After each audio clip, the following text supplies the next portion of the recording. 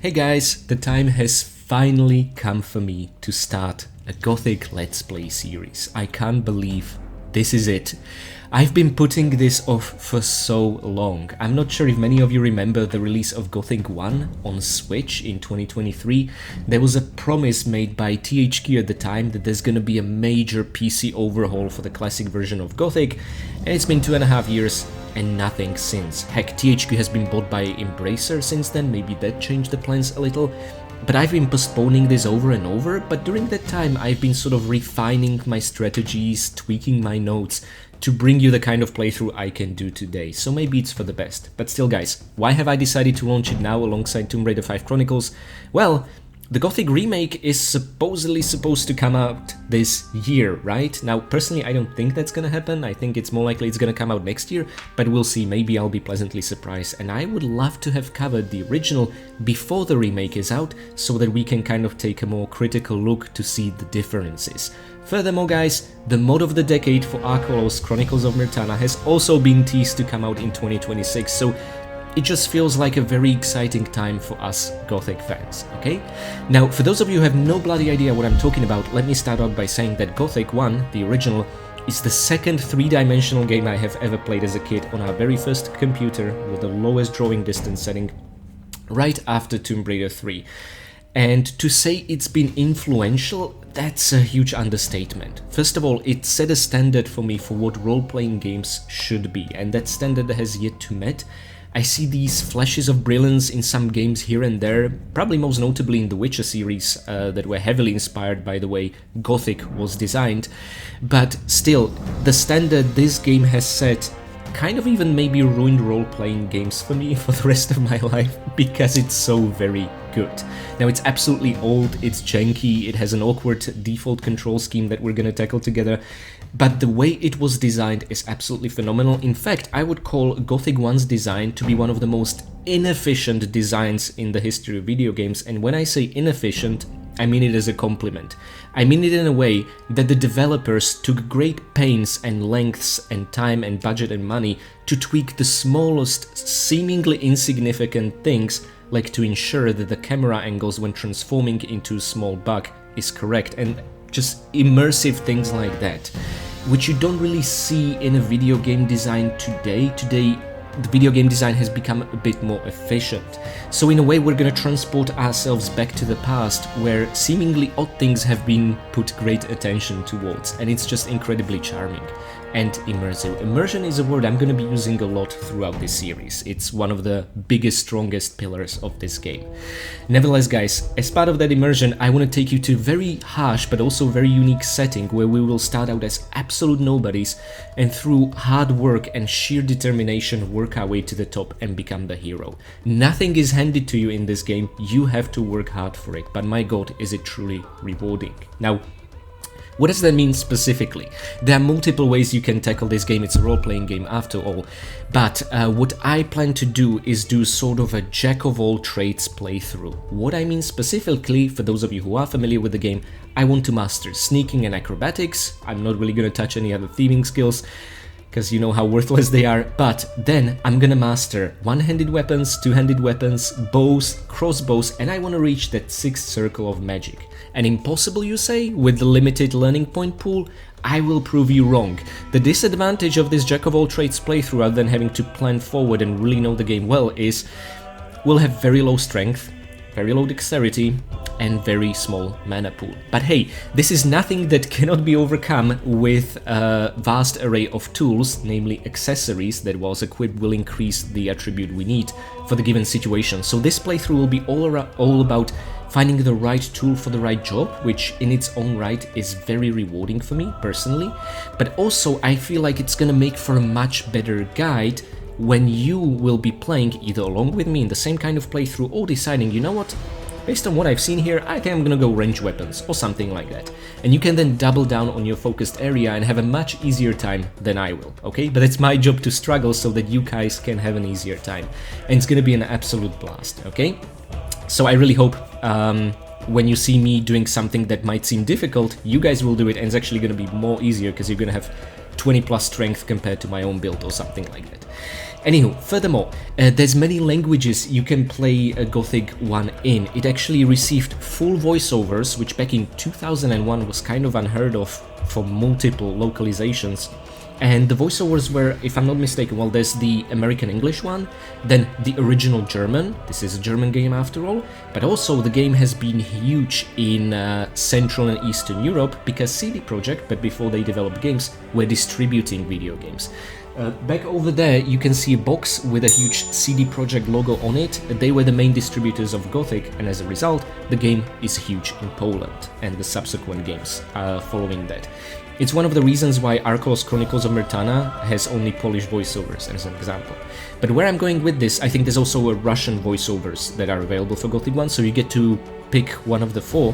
But where I'm going with this is that I'm gonna be playing with Polish voiceovers, but the English version of the game, that meaning all the text you are gonna see on screen is gonna be English subtitles, but what you're gonna hear is gonna be Polish language. And you can mix and match this however you want. If you're on PC and you want to do the same, but for a different language, for example, first install the version of Gothic you want to listen to, so Russian, German, English or Polish, then make a backup of all sound, dialogue and movie files to the side, and then reinstall the game with the other version you want to see the text of, so in my case English, and then manually override the files from the backup you made, and you're essentially going to be playing the, in my case, English version of the game, but listen to Polish voiceovers and see Polish cinematics. The only disadvantage of this is that, well, back in the day there were no subtitles for the in-game's FMV cinematics, so with a little bit of editing magic I'm gonna add my own English subtitles so that you guys will understand the Polish cinematics. And if you Polish yourself or you understand Polish, hey, you'll feel right at home, am I right? I'm not Polish, I'm Slovak, I understand some Polish words, mostly because I played Gothic in Polish voiceovers, but it's really interesting because Polish language to my Slovak ears sounds in many ways similar but also very distinct. And in some ways that's very funny, and in other words it just feels really beautiful. And I think it works the other way around for Polish people when listening to Slovak. So there are some similarities here and there. I can understand a few lines without actively reading the subtitles. But essentially, guys, I'm gonna do my best to translate every single FMV cinematic manually, going by the English version of those cinematics to make sure you understand everything that's going on in the game. And who knows, maybe you'll find this to be a useful tool for learning a new language like I did back in the day. I had, remember, Czech subtitles, because I can also understand Czech, and I had English voiceovers, and I was learning English like this, so maybe you'll pick up a few Polish words here and there, which is gonna be awesome, okay? Now, full disclosure, on the Switch version of Gothic 1, you can do this very easily. You just go to the main menu and choose the text language and voice language. That's it. And I'm really hoping that this is how it's gonna be on the console releases, supposed, again, to come out this year on Xbox and PlayStation, that we'll be able to tweak the languages easily. Talking about the console releases, I decided to make this playthrough even a little bit more difficult outside of trying to master every single magic and weapon type, and that is, on Game Pressure website, the achievement list for Gothic 1 has leaked, what it's supposed to look like, the trophies on PlayStation or achievements on Xbox.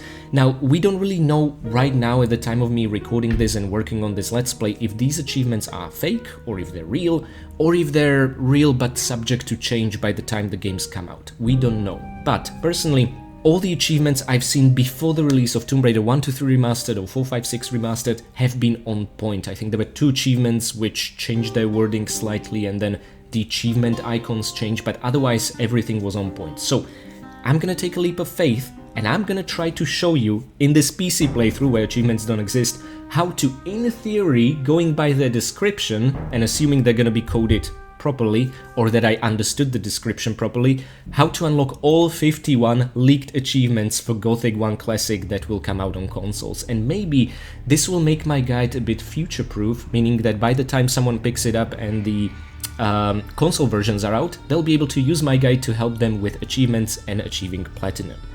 In our Jack of all trades playthrough, we should be able to unlock 50 out of 51 achievements, and there is one, Mage of all trades, which I don't really know if it consists of 2 steps or theoretically 3 steps, and if they need to be in one playthrough or not. So we might have to do, after we finish the game, come back to an earlier backup save and do 2 chapters playthrough to unlock the achievement properly. Of course, I'll never know on PC whether it works like this, but I'm gonna do my absolute best to provide you with all the different unique strategies for how the achievements could work. And I'm hoping that's gonna make our playthrough so much more fun as well, okay? And finally guys, before we go to the main menu, for full transparency, if you'll be playing the game on console, whether you're already playing it on Switch or you'll be playing it on PlayStation and Xbox, you're gonna see a lot of differences between your version of the game and the PC version of the game that I'm playing today and on subsequent months. The reason is that if I go by the Switch version that is out now, they have completely overhauled the entire inventory system. They have also restored some cut content, like a few dialogue lines here and there, making one entire quest accessible under new conditions, even restoring some entire NPCs that have been missing. But also the Switch version has introduced an equally large number of new bugs. And the PC version is already quite buggy. My biggest gripe with the Switch version is that the larger your inventory is, and this is a game with unlimited inventory, you should pick up everything that is a nail down, the more likely the game is prone to crashing.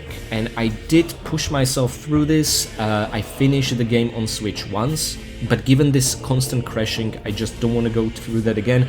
Furthermore, Gothic 2 is even worse on Switch on this. It will crash constantly, it doesn't even give you 60 FPS, and I only managed to finish the first chapter, which is essentially like 1/3 of the game, let's be honest, but I just couldn't push myself further. So there are some Switch differences I'm familiar with, but there are gonna be undoubtedly plenty of differences on PS and Xbox that I'm not yet familiar with, because those versions are not out. So keep that in mind if you'll be playing along on a different version.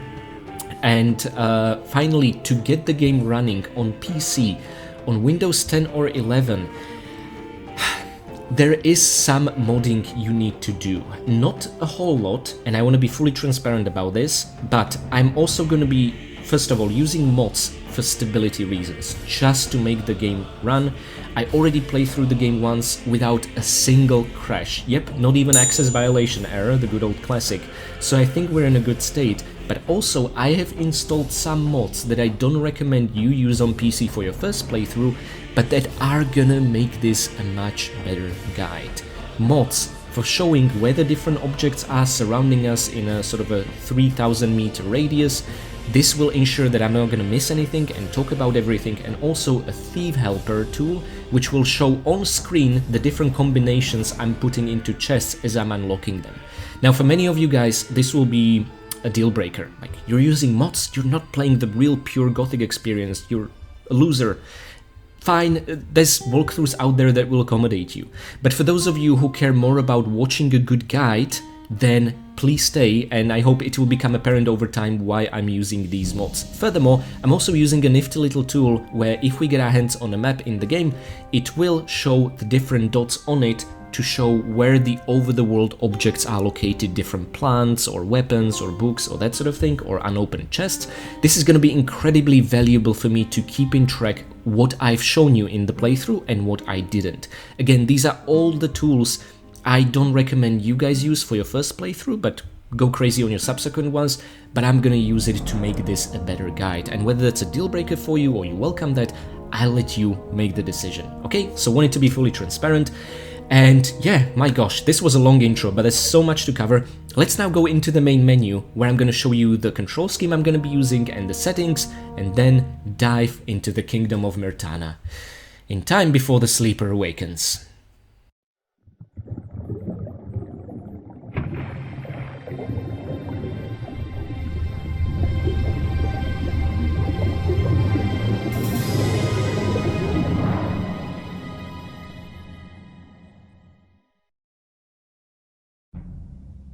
And here we are in the main menu. Guys, I cannot begin to tell you how much the artwork behind it means to me.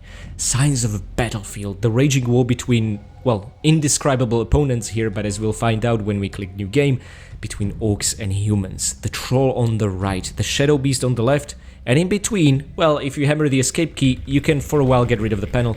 You'll see a mask of the sleeper and 3 archetypes.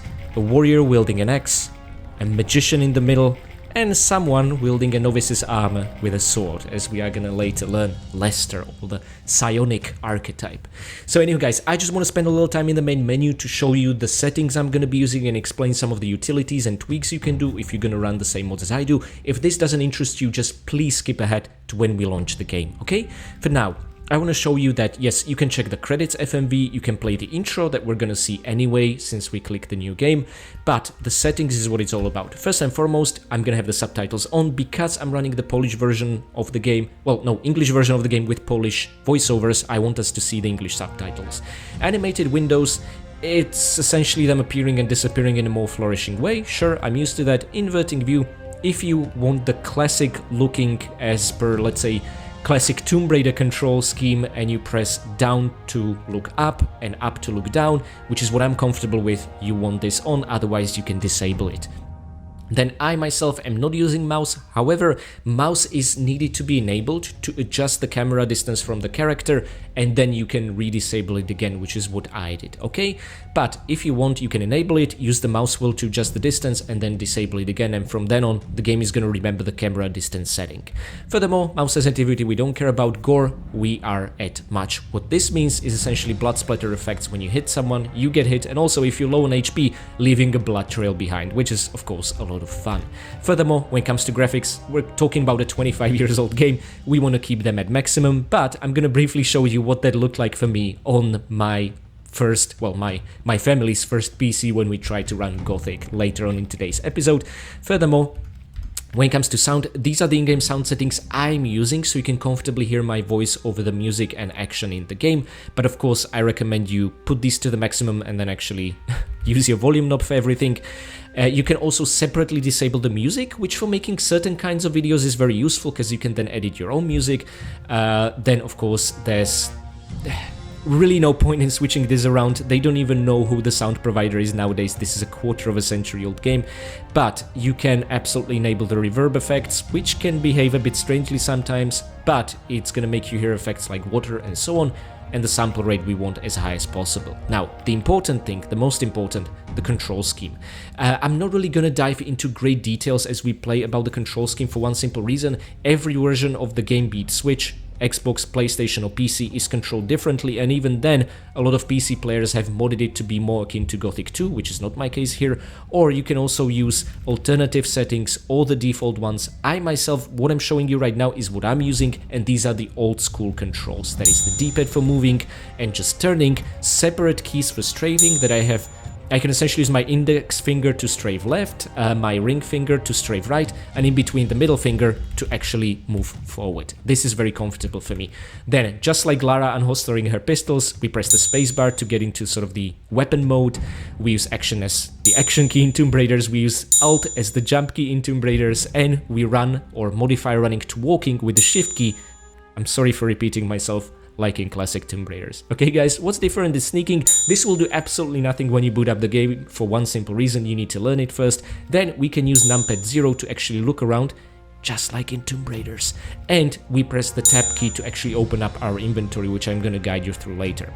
Furthermore, two more screens. The player status is essentially the character sheet where you can check your own stats, but throughout this Let's Play, I'm gonna be showing you the character sheets of all sorts of enemies and monsters we encounter, because every single living creature in this world has their own character sheet. Almost everyone plays by the same rules, okay? Which I think is really interesting.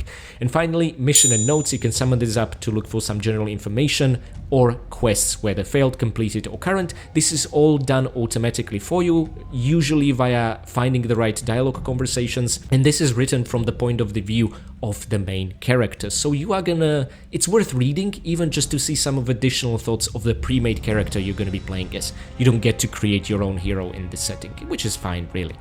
Then I don't want to touch the default settings after all this, but please note you will not see the use torch key probably here. It doesn't appear on the Switch version, neither on PC unless you mod PC for torch hotkey. The way these work, I'm gonna explain as we play.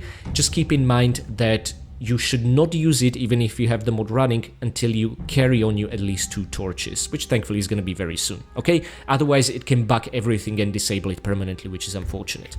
Finally, Union plugins. This is all lists and menus of the mods I'm using you can tweak further, either via editing the .ini file or going here. First of all, I have a Thief Helper on.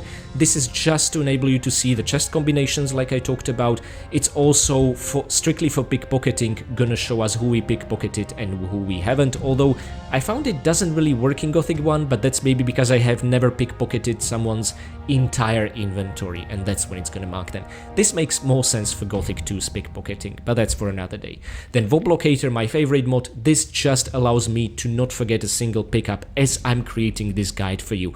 It's also working perfectly in tandem with the dots on the map appearing, which I'm going to show you once we actually have a map how that works out. But just know you can pretty much customize what kind of objects you want to see if you're just looking for something in particular. You can even apply this on dangerous NPCs, that includes wild animals and monsters, which is incredibly useful if you're hunting, but I don't want to use it because it just removes some of the thrill and danger of being attacked unexpectedly if you see hovering icons. But if this is your billionth playthrough and you just want to clear the map, go crazy, enjoy it. You can also customize the distance, the lowest 500, I don't know what units of distance these are, it's definitely not meters, but I'm comfortably using 3000, I find it to be the sweet spot. You can go all the way up to 10,000, just note that from large distances your view might get cluttered, so it's not all that great for immersion. And you can also enable or disable line of sight, meaning that it's never going to show you icons for objects that should be hidden behind a tree or a bush or something solid, right? But you can disable it to see even through that, which is what I prefer. And finally, you can use this total amount switch over here, and that essentially means rather than showing you floating icons, it's just going to show you a box with a list of items to find in this specified vicinity, and it's up to you to find them. This would be a good compromise if you really want the mod, but this is your first playthrough. Please at least use this method. Don't just have floating icons everywhere because it's gonna spoil the surprise. But I'm believing you guys will not mind me using it for this walkthrough, not just because it's my billionth playthrough, but because, well, you're watching a guide, so you don't mind not being surprised in your own playthrough, right? And finally, I want to go back to Z utilities. We have a couple of more menus here. I'm going to go through these quickly. Some utilities like trampling meatbugs, I'm going to show you later what that means. Logbook coloring means you open a journal and it's going to highlight what's a new entry. Incredibly useful.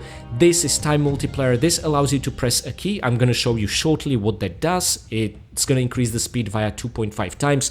In gothic.ini file, you can modify it further to even higher speeds, although I don't recommend it. Then quick save mode I have disabled, but it still seems to work for me, so I'm just manually going to force myself to save and not use a quick save a single time, because I want us to be closer to the original Gothic experience. That's essentially it. Print quick save loading for just means some save slots will be named that way, which you are going to see when we're going to be saving a loading from my past playthroughs back when I had it enabled. Show system time, game time, and ammunition. The ammunition I would actually recommend using, but I'm going to have all these off just to ensure we're not going to have the interface cluttered and we are going to be immersed fully in. Furthermore, you can have chests that you're going to be lockpicking. Remember the correctly pinned locks already if you're making progress but haven't fully finished unlocking it. Honestly, this just confuses the living hell out of me. I don't recommend it. Alternative dialog boxes, I don't really understand why you'd want that. Center inventory items means it's going to put the inventory item hovering above the interface field dedicated to it, so it ends up overall cluttering more space. I don't recommend it. Activate used munition is on by default because that's how it worked in before. That just means the ammo you're using for the ranged weapon you have equipped will have a blue highlight on it. Then labeling items and mission items, it's putting icons in your inventory on top of objects. Honestly, that can be pretty useful if it's your first playthrough, but I don't want to have them there.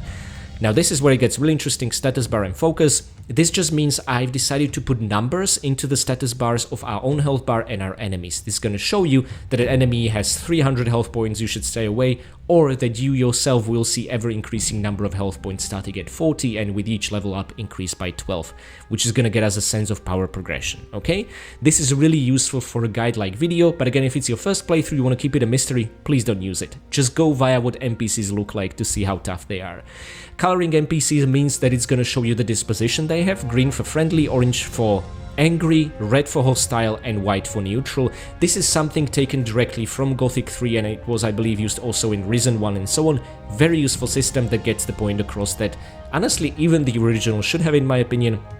This is going to show you if chests are full with stuff and unlocked, if they are full with stuff but locked, or if they require a key to open, which will be in red color, or if they are empty, which will be grayed out essentially. So you'll be able to, without looking inside a chest, know if it's worth it or not, although it's not going to tell you what kind of loot is inside, just if something is inside or not.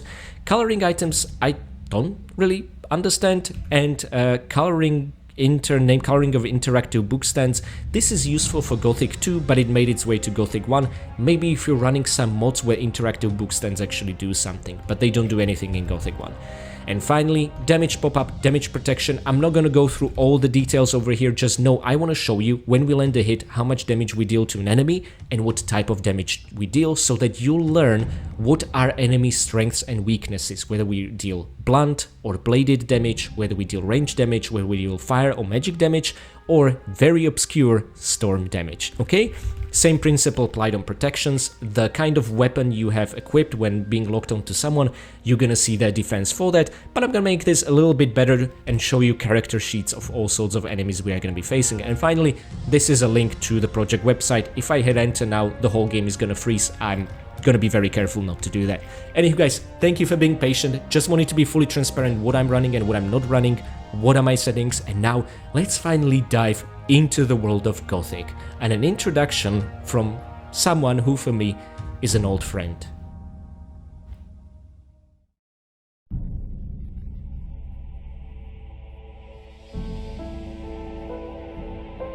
Królestwo Myrtany zjednoczone pod berłem króla Robara II.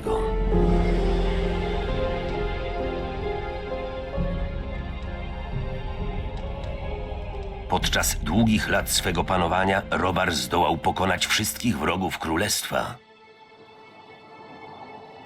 Oprócz jednego.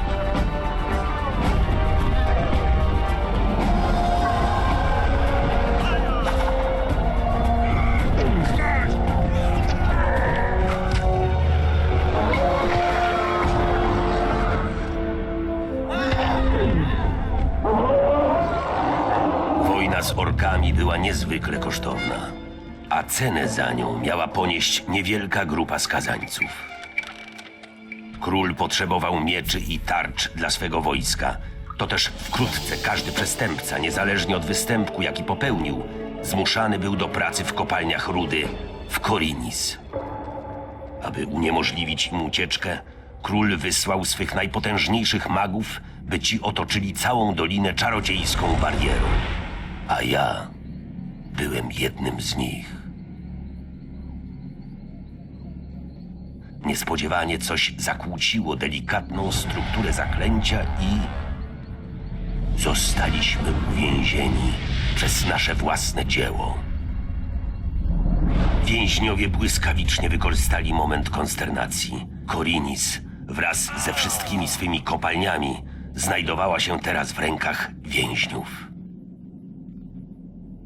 Król nie miał wyboru. Musiał negocjować. Potrzebował rudy.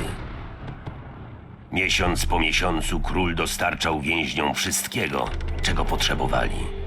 Miesiąc po miesiącu otrzymywał od nich w zamian nowy ładunek cennej rudy. Aż do dziś.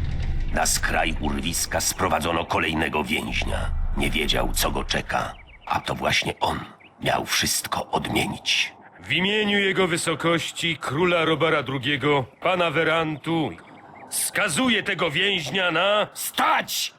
Skazańcze, mam dla ciebie propozycję. Ten list musi dotrzeć do arcymistrza kręgu magów ognia. Marnujesz czas. Sam będziesz mógł wybrać sobie nagrodę. Magowie dadzą ci wszystko, czego zażądasz. Niech będzie. Zaniosę wasz cenny list. Pod jednym warunkiem. Oszczędźcie mi reszty tej paplaniny. Jak śmiesz? Milcz! Dobra, zrzucajcie go!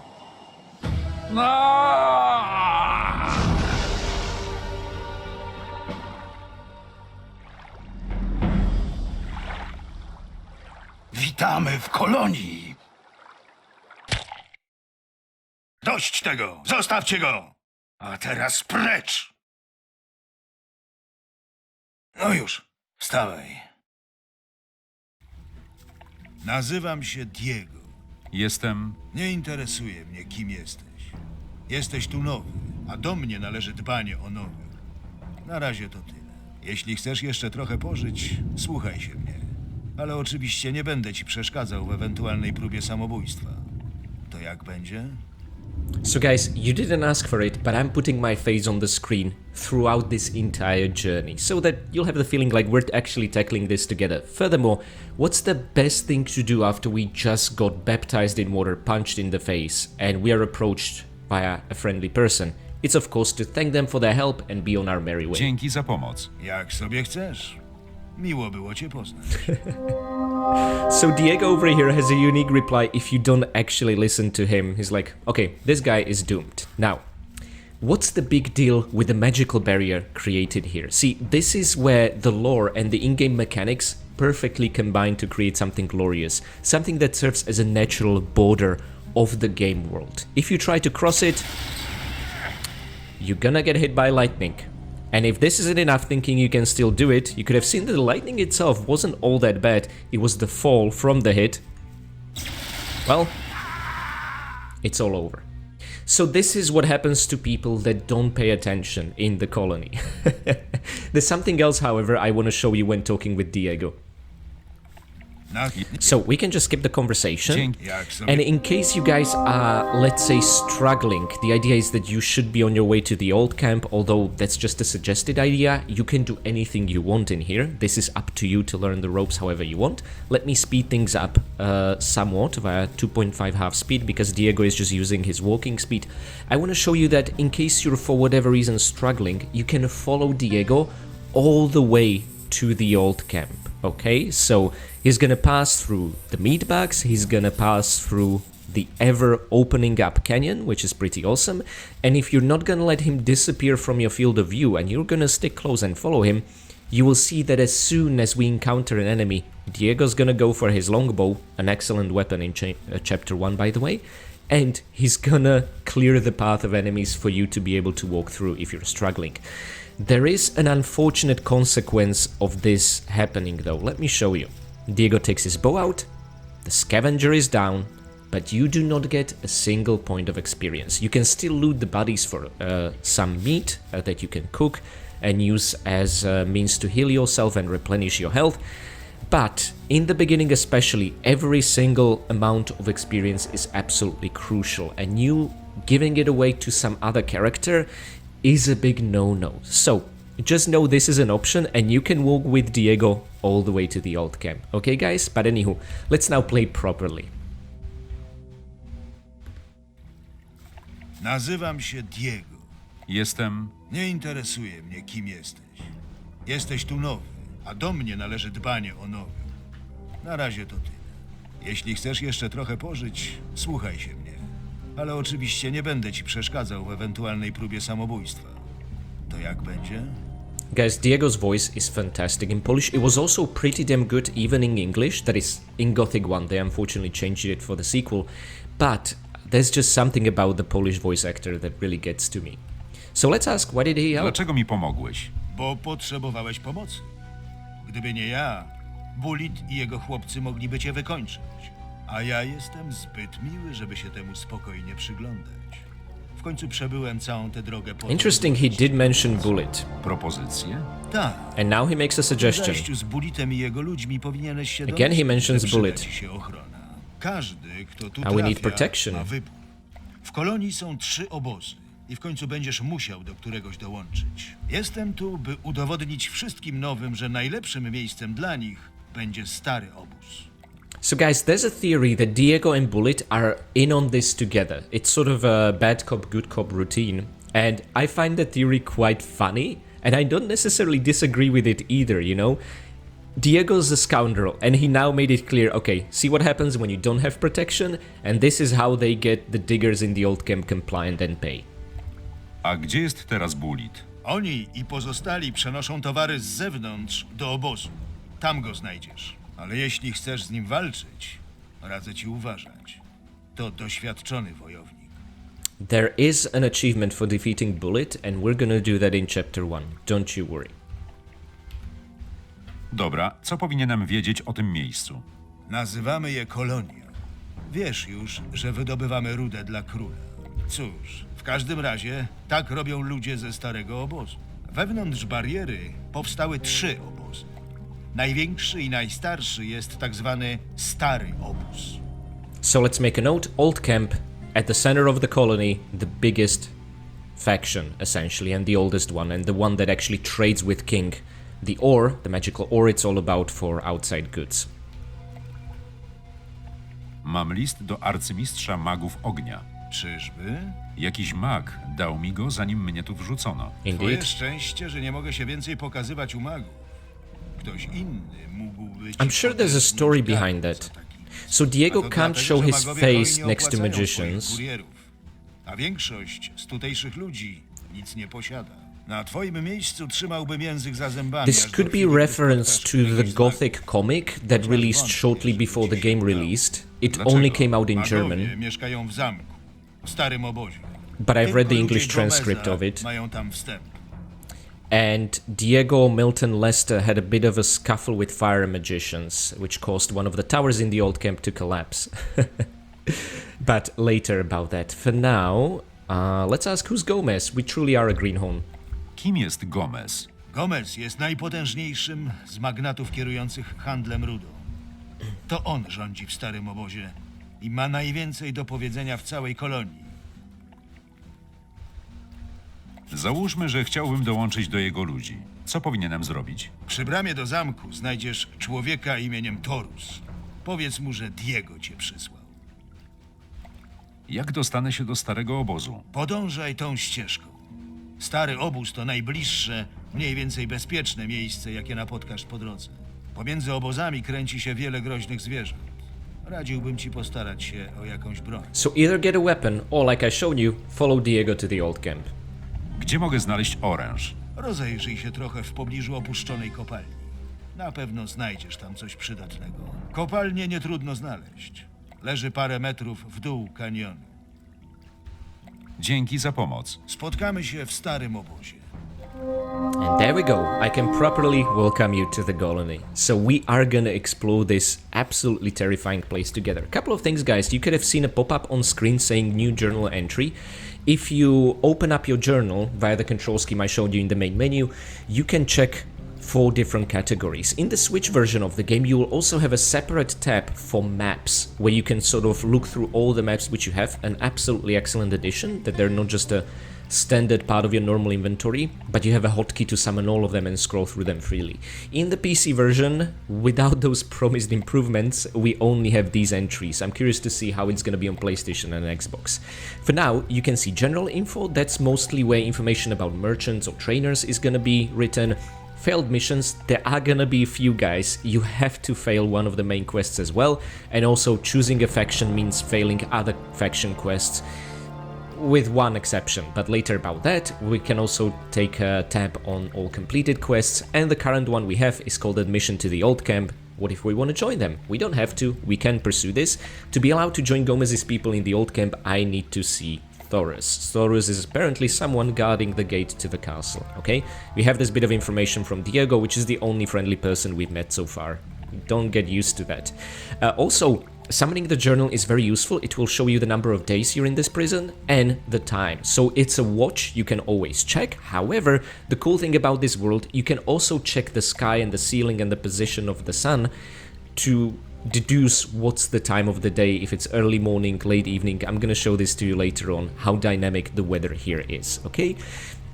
When I did my trial run creating my notes, and you'll see me looking at this part over here, I have an entire secondary monitor here where I'm checking notes I've essentially been putting together for the past 5 weeks before I was ready to launch the first episode today.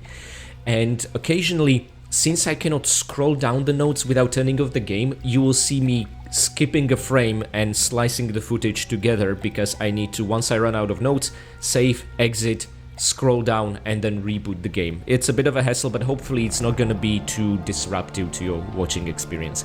I just want to make sure we miss absolutely nothing. Now, for now, guys, the controls, I'm not going to go over them because they're going to be vastly different on the consoles and so on. I'm just going to tell you what I'm using. I'm using the standard tank controls as the PC version released with. I'm not even using a mod, which include some improvements from Gothic 2. No, I'm doing it the old-fashioned way. So we use the D-pad to move forward, backwards and turn. This is just like the classic Tomb Raider, so I'm right at home. We can also use Shift as a walk key to modify walking slowly, walking backwards, and it doesn't affect turning. But we have dedicated strafing keys, and you will see that strafing is not a continuous movement unless you get a weapon or your fists out. Then you can strafe more quickly. Keep this in mind, okay? Furthermore, we use the Alt key for jumping, just like in Tomb Raiders. You're gonna hear me referencing Tomb Raiders here a lot. We have to hold it and now press forwards for the jump to happen. Or if you hold the jump key and use the sides, this will work as a strafing method, so rather than the shift key. So there is some difference between Tomb Raiders. Nothing happens if you go back or you just press the jump key on its own, okay? He's not as nimble as Lara, but he's still pretty good. I like the Nameless Hero. Furthermore, we can open up the character sheet. In the character sheet, you will see level 0. That essentially means if someone knocks us down or kills us, we are so worthless, they're not gonna get a single point of experience. Right now, in theory, a meat bug, a small roach, is more powerful than we are. But you can see we need 500 experience to level up. It's gonna increase for every level, gradually. We have 10 strength, 10 dexterity, 5 mana, 40 life points. We have 0 protection. We know no special skills, which is acrobatics and sneaking. We know no magic, which is 6 circles of magic. We are unskilled with pickpocketing and opening locks for locked chests, but that doesn't mean we cannot do it. It just means we're gonna fail most of the time unless we do things correctly. And then when it comes to fighting, we are unskilled with one-handed, two-handed weapons, bows and crossbows. And this is what I mentioned in the beginning of the video. The character sheet I wanna see is us having mastered one-handed weapons, two-handed weapons, bows, crossbows. We're gonna leave the thieving skills alone and still rob every single chest in the game, and pickpocketing I'm gonna show you for an achievement and nothing else. We want to reach the 6th circle of magic, and we want to learn sneaking and acrobatics, and we want to learn how to take animal trophies. This is not really shown on the character sheet, it will be shown in the journal, okay guys? Furthermore, how does strength work?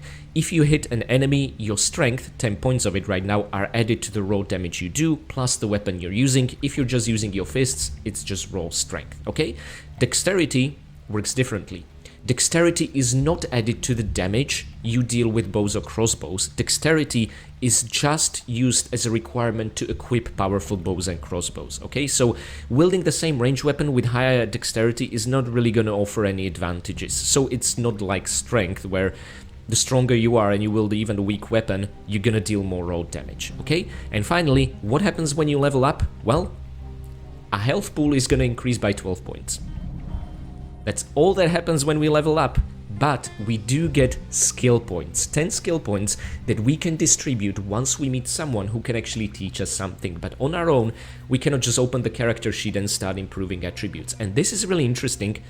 Gothic is a social game. Not that it's not single player, thank goodness it is, but it means you are and you become what you essentially meet people to teach you to become. So you are the product of the kind of people you're gonna create connections with in the game, which is really fascinating. Also, I want to explain something. For those of you playing the PC, unmodded, vanilla, original control scheme version, you will see you're pressing the action key and nothing happens. The Nameless is not picking up the torch. You need to hold action and tap forward. It's a modifier of the action key. If you hold action and tap backwards whilst having your inventory open, you will drop the item, okay? That's essentially how this works. In our inventory, you will see a couple of categories. This inventory system is not particularly great, but it has a huge advantage over Gothic 2, and that's that there are different categories for all sorts of goodies. Gothic 2 expanded the grid, but put everything together, and it's a nightmare to navigate.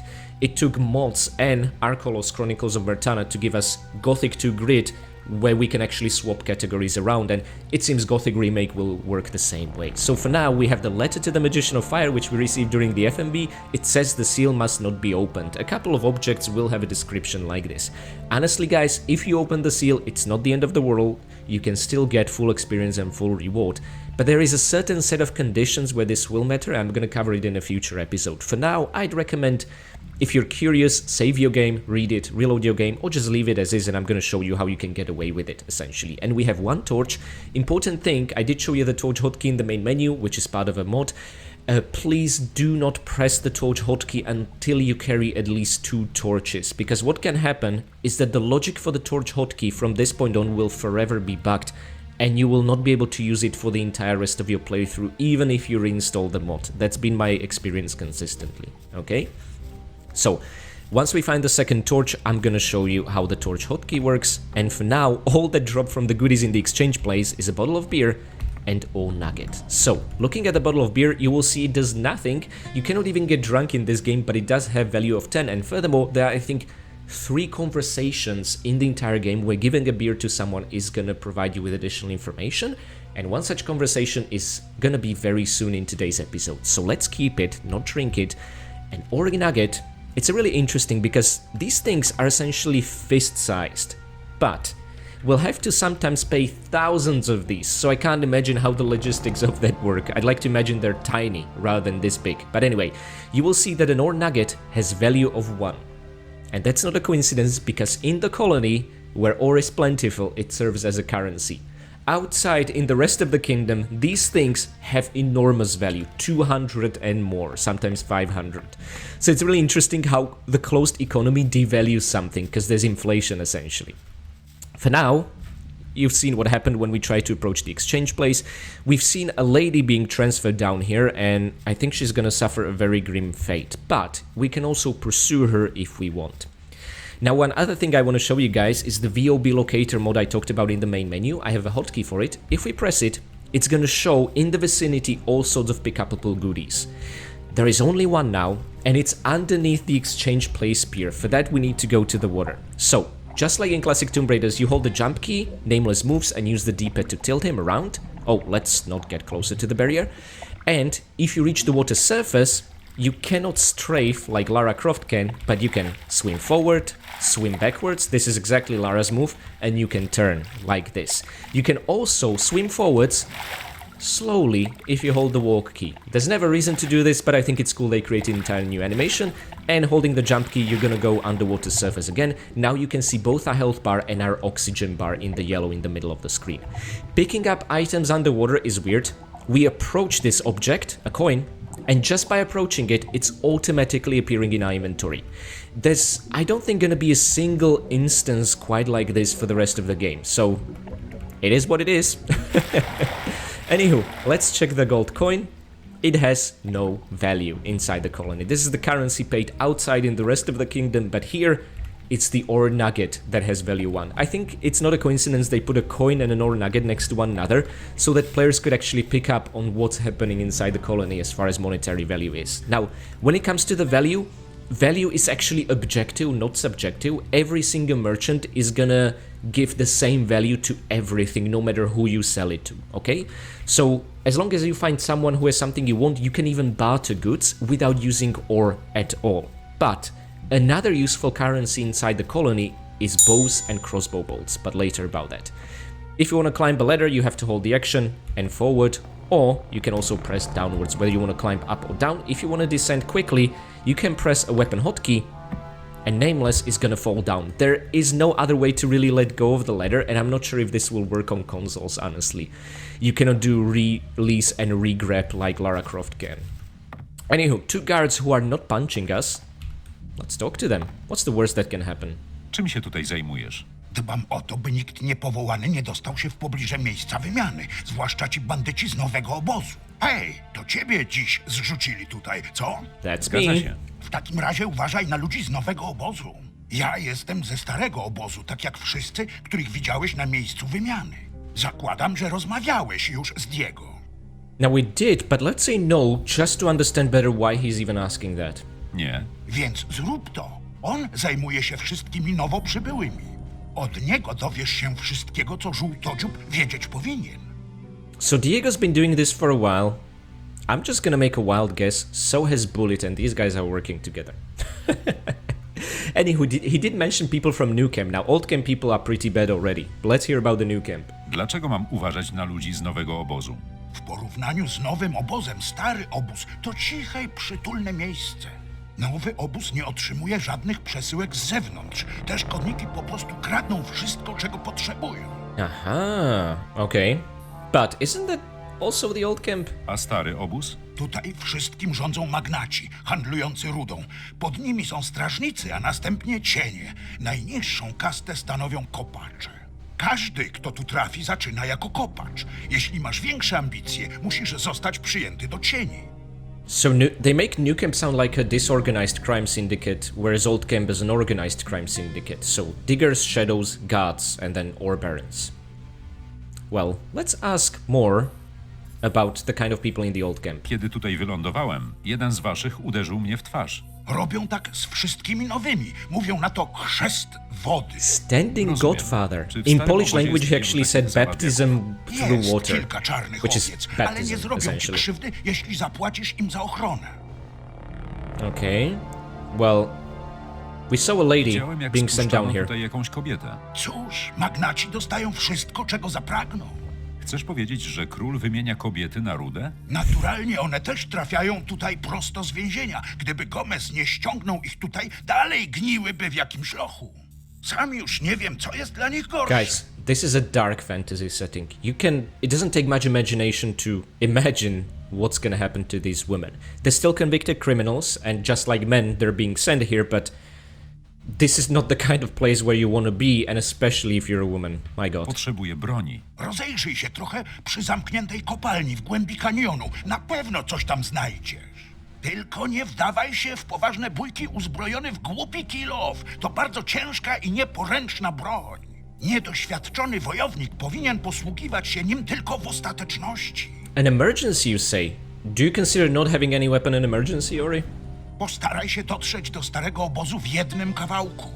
I will do my best. That's what today's episode will be all about. Co słychać? Wszystko w porządku, jak okiem sięgnąć. Żadnego bandyty z nowego obozu. Okay, so I'm picking up that these guys really hate the new camp. Now, interestingly enough, sometimes even NPCs that are not named will have completely unique dialogues. It's not a rule of a thumb that you should only talk to people with a name.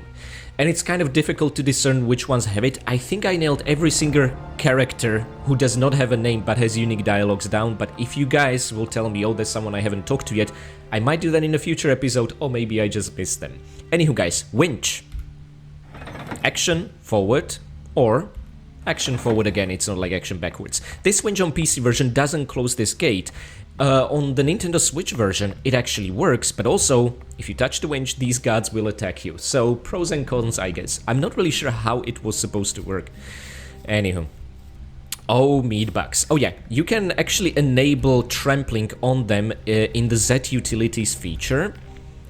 Trample meatbugs off. That means you step on them, they die, you get experience. Instead, I want to use the two meatbugs we face here, which is the first enemy, a cute tutorial really, how combat essentially works. Furthermore, keep in mind, if you defeat all 10 inside the entire barrier, there should be an achievement for it on consoles. These are the first two, okay? Now, what I want to do is get my fists out. So, just like Lara Croft taking her guns out at the praise of a spacebar, you can do the same with your fists. Since you don't have a weapon equipped, it's gonna go automatically to fists. You can also press tilde on the keyboard to go use your fists even if you have a weapon equipped. I'm gonna show you later. But the way combat works is, again, if you just hammer the action key, nothing actually happens. Well, that's not true. The Nameless will at least recenter and realign the focus on the enemy, the meatbag. You can press backwards to block blows. This only works against fists, which is essentially going to be useful never. Or you can press forward, or if you time it correctly, even twice for a follow-up punch. Or if you run, nice, you can do a kick like this, okay? So now that we killed the meatbug, we did get 10 experience points. That essentially means meatbugs are level 1. That means meatbugs are a higher level than we are. I have no idea what Nameless has been doing, but anyhow, every enemy or monster you defeat, you take the 0 from the experience you get, and that's the level they are. Every living creature in this world has a character sheet, and every living creature or NPC, except for us, has a guild assigned. What this essentially means, it tells the game how diggers, shadows, guards, or rogues from New Camp should behave compared to the other factions. Should they be hostile? Should they be friendly with each other? It's really fascinating hierarchy system. Also, This translates to the animal kingdom. There will be monsters hunting others for food because that's the assigned guild on the character sheet. You will see bloodflies hunting scavengers or wolves hunting mole rats. If bloodflies and mole rats means nothing to you, don't worry. You're gonna see them in today's episode, okay? So I just think this is a really elegant way they pulled this off in this open world. And now we did the kick, and let me show you a punch. That's it, 1 needed. You could have seen a damage pop up there, showing you 10 points of blunt damage. Blunt damage is a hidden statistic. You will see in the protection against weapons. This applies to both blunt and bladed weapons. There is also a very obscure damage type in this game. You can see fire and magic. I'll explain how these work later on. But there is also storm damage, which applies to 2 spells and is not seen anywhere else, but you cannot be protected from it, which is interesting. It means that storm spells have certain advantages.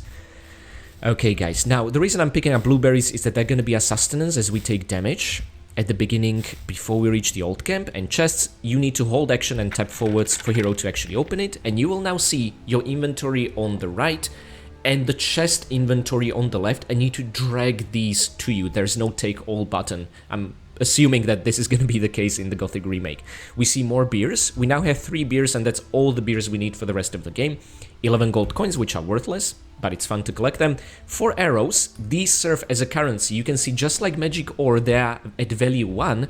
The only advantage to magic ore as a currency as opposed to weapons or crossbow bolts is that they can be used to pay in dialogues and conversations.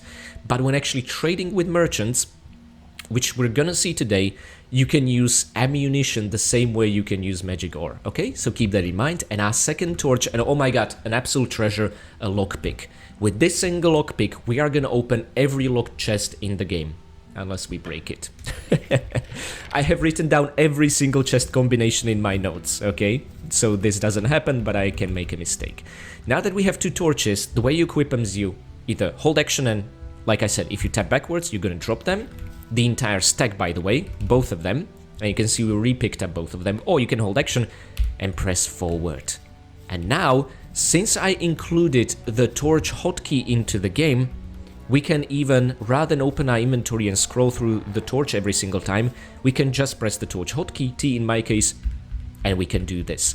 Furthermore, there are a few objects with the torch out. You can hold action, Nameless will get ready and tap forwards, and he's gonna light it. How awesome is that? Let's save the game here. You can kind of track your progress where you've been if you want. There's just one huge issue with this. You reload the game, and it's gone, as if you didn't light it. However, if you look at the clock, at a certain hour, I can't remember if it's 18th or 19th hour, all these braziers will light themselves up automatically to highlight the fact that it's evening, and they essentially serve the purpose of street lamps, which is pretty cool. That probably implies some unlucky fella out there in the colony has to light them all. But honestly, maybe that's a blessing rather than a curse, because you don't have to deal with people when doing that, so there's that. Especially these horrible people inside the barrier. Although people on the outside aren't all that better, as we'll find out later.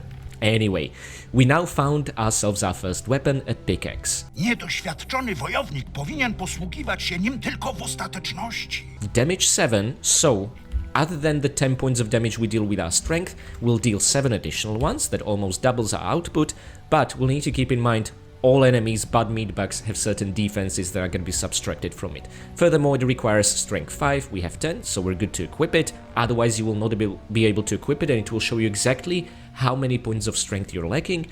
And it says it's a 2-handed weapon valued at 4, so we can sell it. You can also use it for a unique animation when digging ore.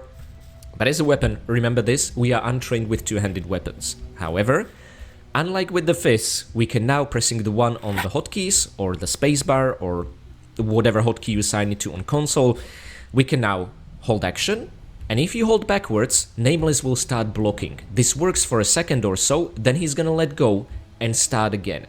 They, I think, implemented it this way, so you cannot always block all the blows. They tried for a bit of balancing. So enemies cannot do this either, just hold block forever and be invincible from the front. So you need to time this if you want to use these. Honestly, blocking is gonna come in handy towards very later parts of the game, but until then I wouldn't bother much with it.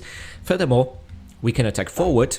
There is no subsequent follow-up attack, unless in the consoles they're gonna reintroduce it from Gothic 2 could be the case. There is also no running attack, like the roundhouse kick with fists. However, in the Switch version of the game, they have re-implemented it into Gothic 1. So again, keep experimenting, guys. You might find out that there is a running attack with two-handed weapons in Gothic 1 all of a sudden, and even a follow-up attack to this. Try it out on consoles. But where this is most useful is the side attacks, that you can chain an infinite number of times. Your timing needs to be peculiar. You cannot just mash the side buttons whilst holding action. You need to wait for the animation to finish before you start a new one. There is some interval of tolerance how quickly or how late you can press it and add a bit of variety to it, okay? You can even, after a side attack, do a forward attack like this, but after forward attack, you cannot directly chain into side attack. So use the forward attack, since it also leaves you open for so long, as a finishing move, not as an opener. Never ever use it as an opener whilst you're untrained and cannot combo. For now, guys, I'm gonna be putting on the screen character sheets of new enemies we encounter. In this case, a juvenile mole rat. That's it. And I use the forward attack as a finisher, okay? With the defeat of this enemy, we got our hands on, what was it, 40 experience points, so juveniles are already level 4, way ahead of us, but our prize is the rusty sword over here. See, this is more valuable because it deals 3 points of additional damage, but also it's a one-handed weapon. Oh look, a bottle of rice schnapps, the only thing Nukem produces. But later about that.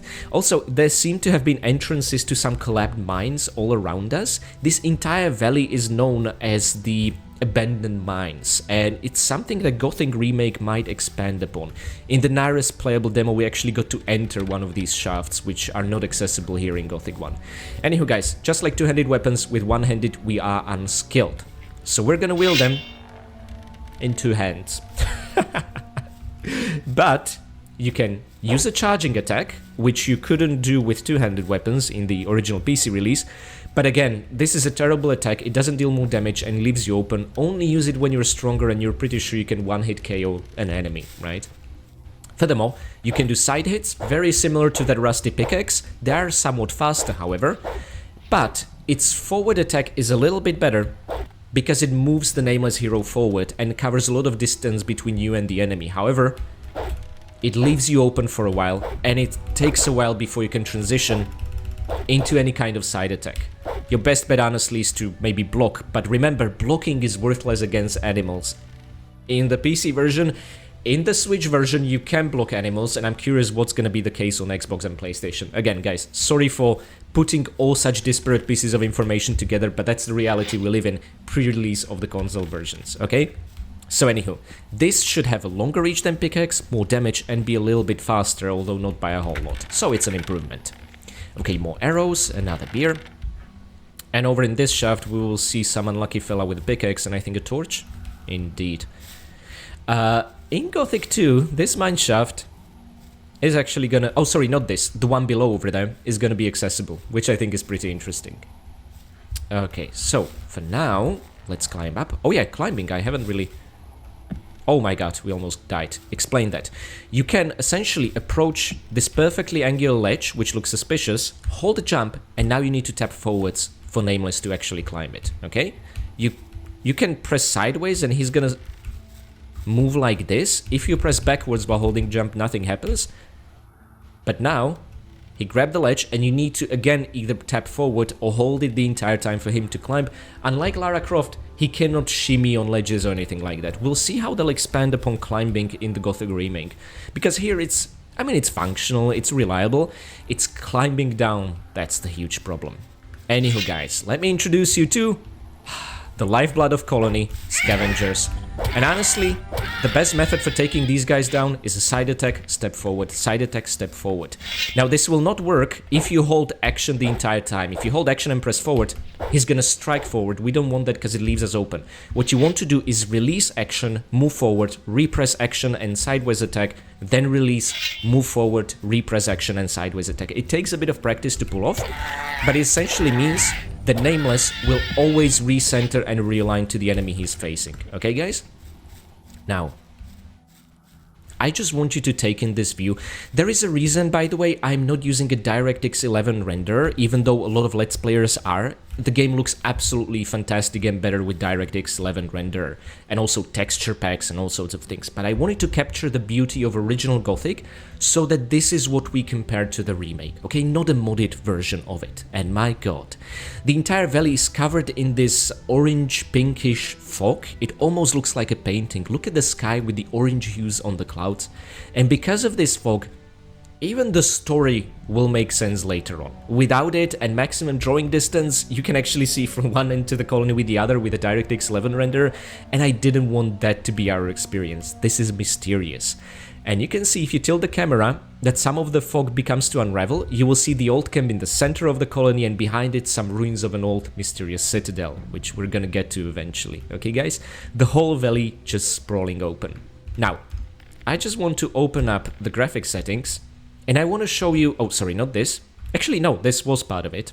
I want to do this, I want to do this, and I want to show you exactly what we've seen. I think it was like 60% or so on our first ever computer that my brother and my dad played Gothic together and tried to figure out what the hell is going on. This is what we would see. We would make out that there is a large abyss down there, but that's essentially it. And this was what the world looked like to us on our first computer. Did that stop us from having fun? Absolutely not. But I'm so happy. We can play this quarter of a century old game on proper hardware now. It's a night and day difference, okay?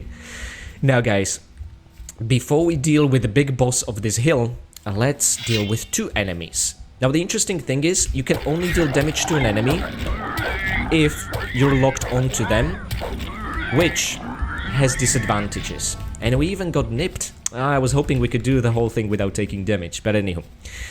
We dealt with the juvenile mole rats really quickly. Another piece of ore. Again, think of it like treasure, you know? You're richer and richer with every piece of ore you're gonna collect. Furthermore, clap. Oh, let's see, did we get a better weapon? Nah, this thing sucks. It's even worse than a pickaxe. Also, you cannot kill people with it. With blunt weapons in general, you cannot kill people.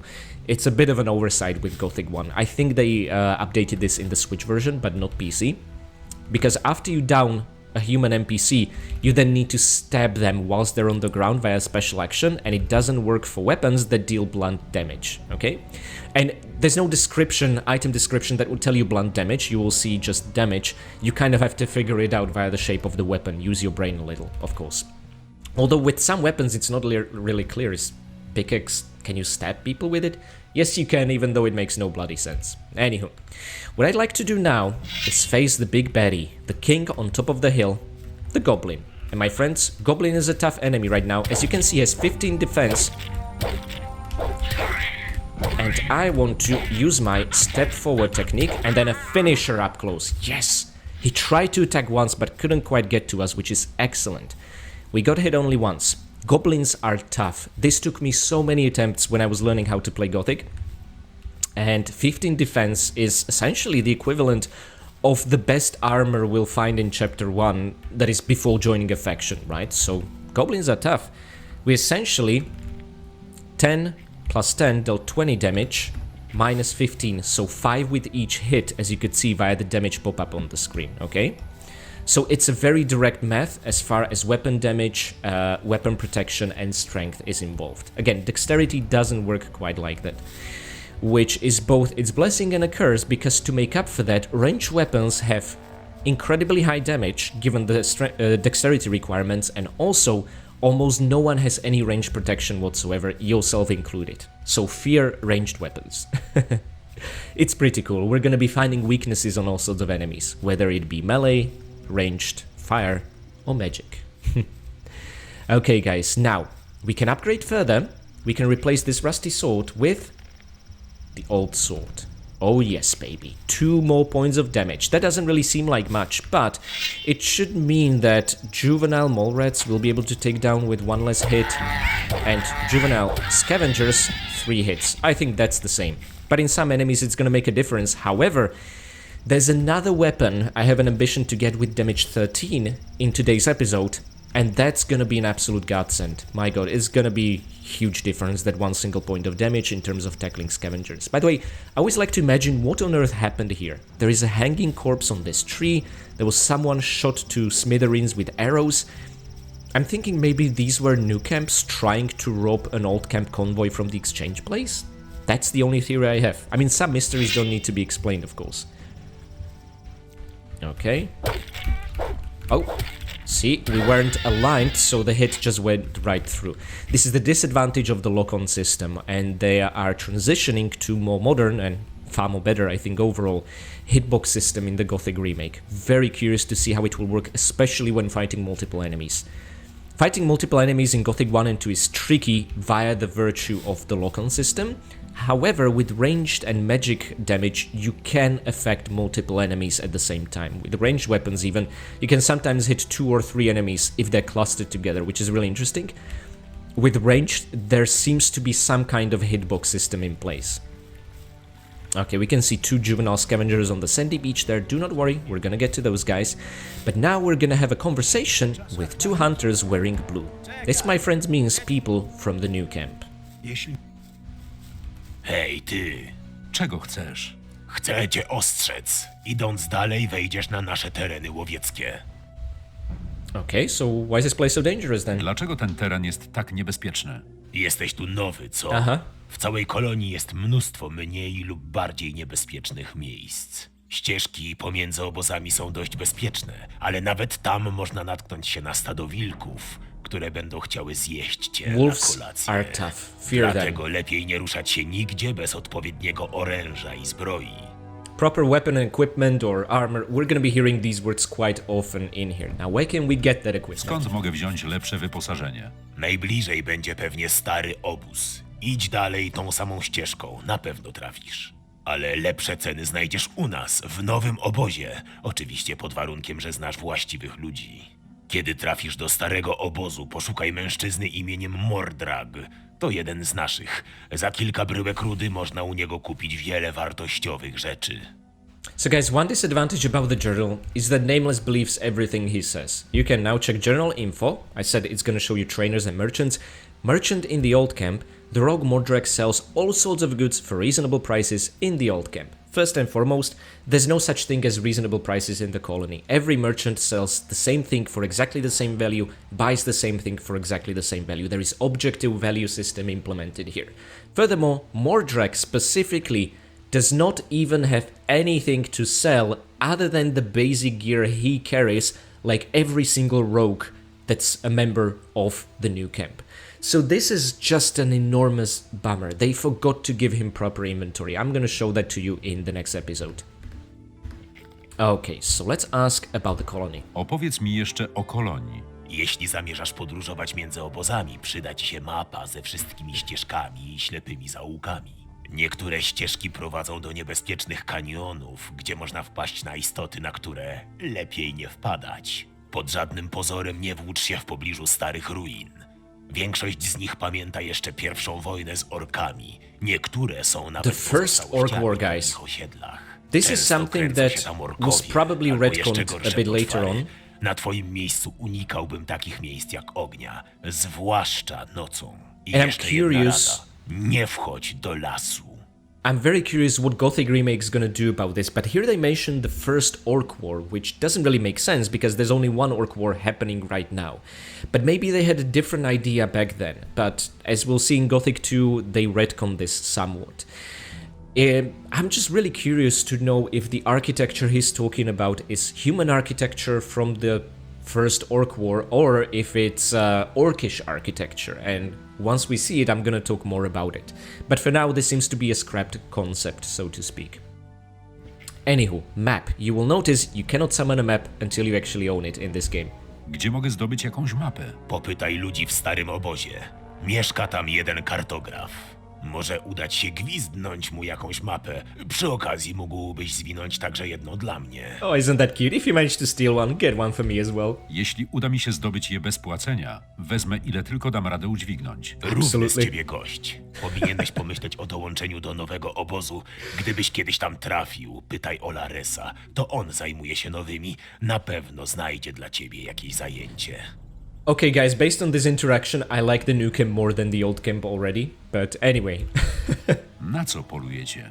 Głównie na ścierwojady. Da się je zjeść, no i nie trudno je zabić, jeśli wie się, jak to zrobić. Naprawdę? Macie jakąś specjalną metodę? Zapytaj mojego kumpla, Draxa. Nikt nie wie więcej o ścierwojadach niż on. Indeed, we're gonna do that in a sec. Dzięki za pomoc. Tylko nie myśl, że wszyscy tutaj są tacy mili. Niewiele można znaleźć w kieszeniach nowego, ale w kolonii są ludzie, którzy rozłupaliby ci czaszkę za stary kilof. Będę o tym pamiętał. That's a great description of the colony in general. Anyway, Redford and Dregs, guys, for those of you who have played the Naira's prologue demo for Gothic Remake, these are the two hunters you will encounter, and you're looking for their third buddy who, you know, you're not really gonna find alive and well. Anywho, Dregs is supposed to be the friendly over the two, but that's not really the case in the original. Widzę, że jesteś myśliwym. It's not that he's Na to unfriendly, wygląda. but Czego chcesz? just wants something for Mógłbyś something. nauczyć mnie polować? Parę sztuczek mógłbym ci pokazać, ale to będzie kosztować.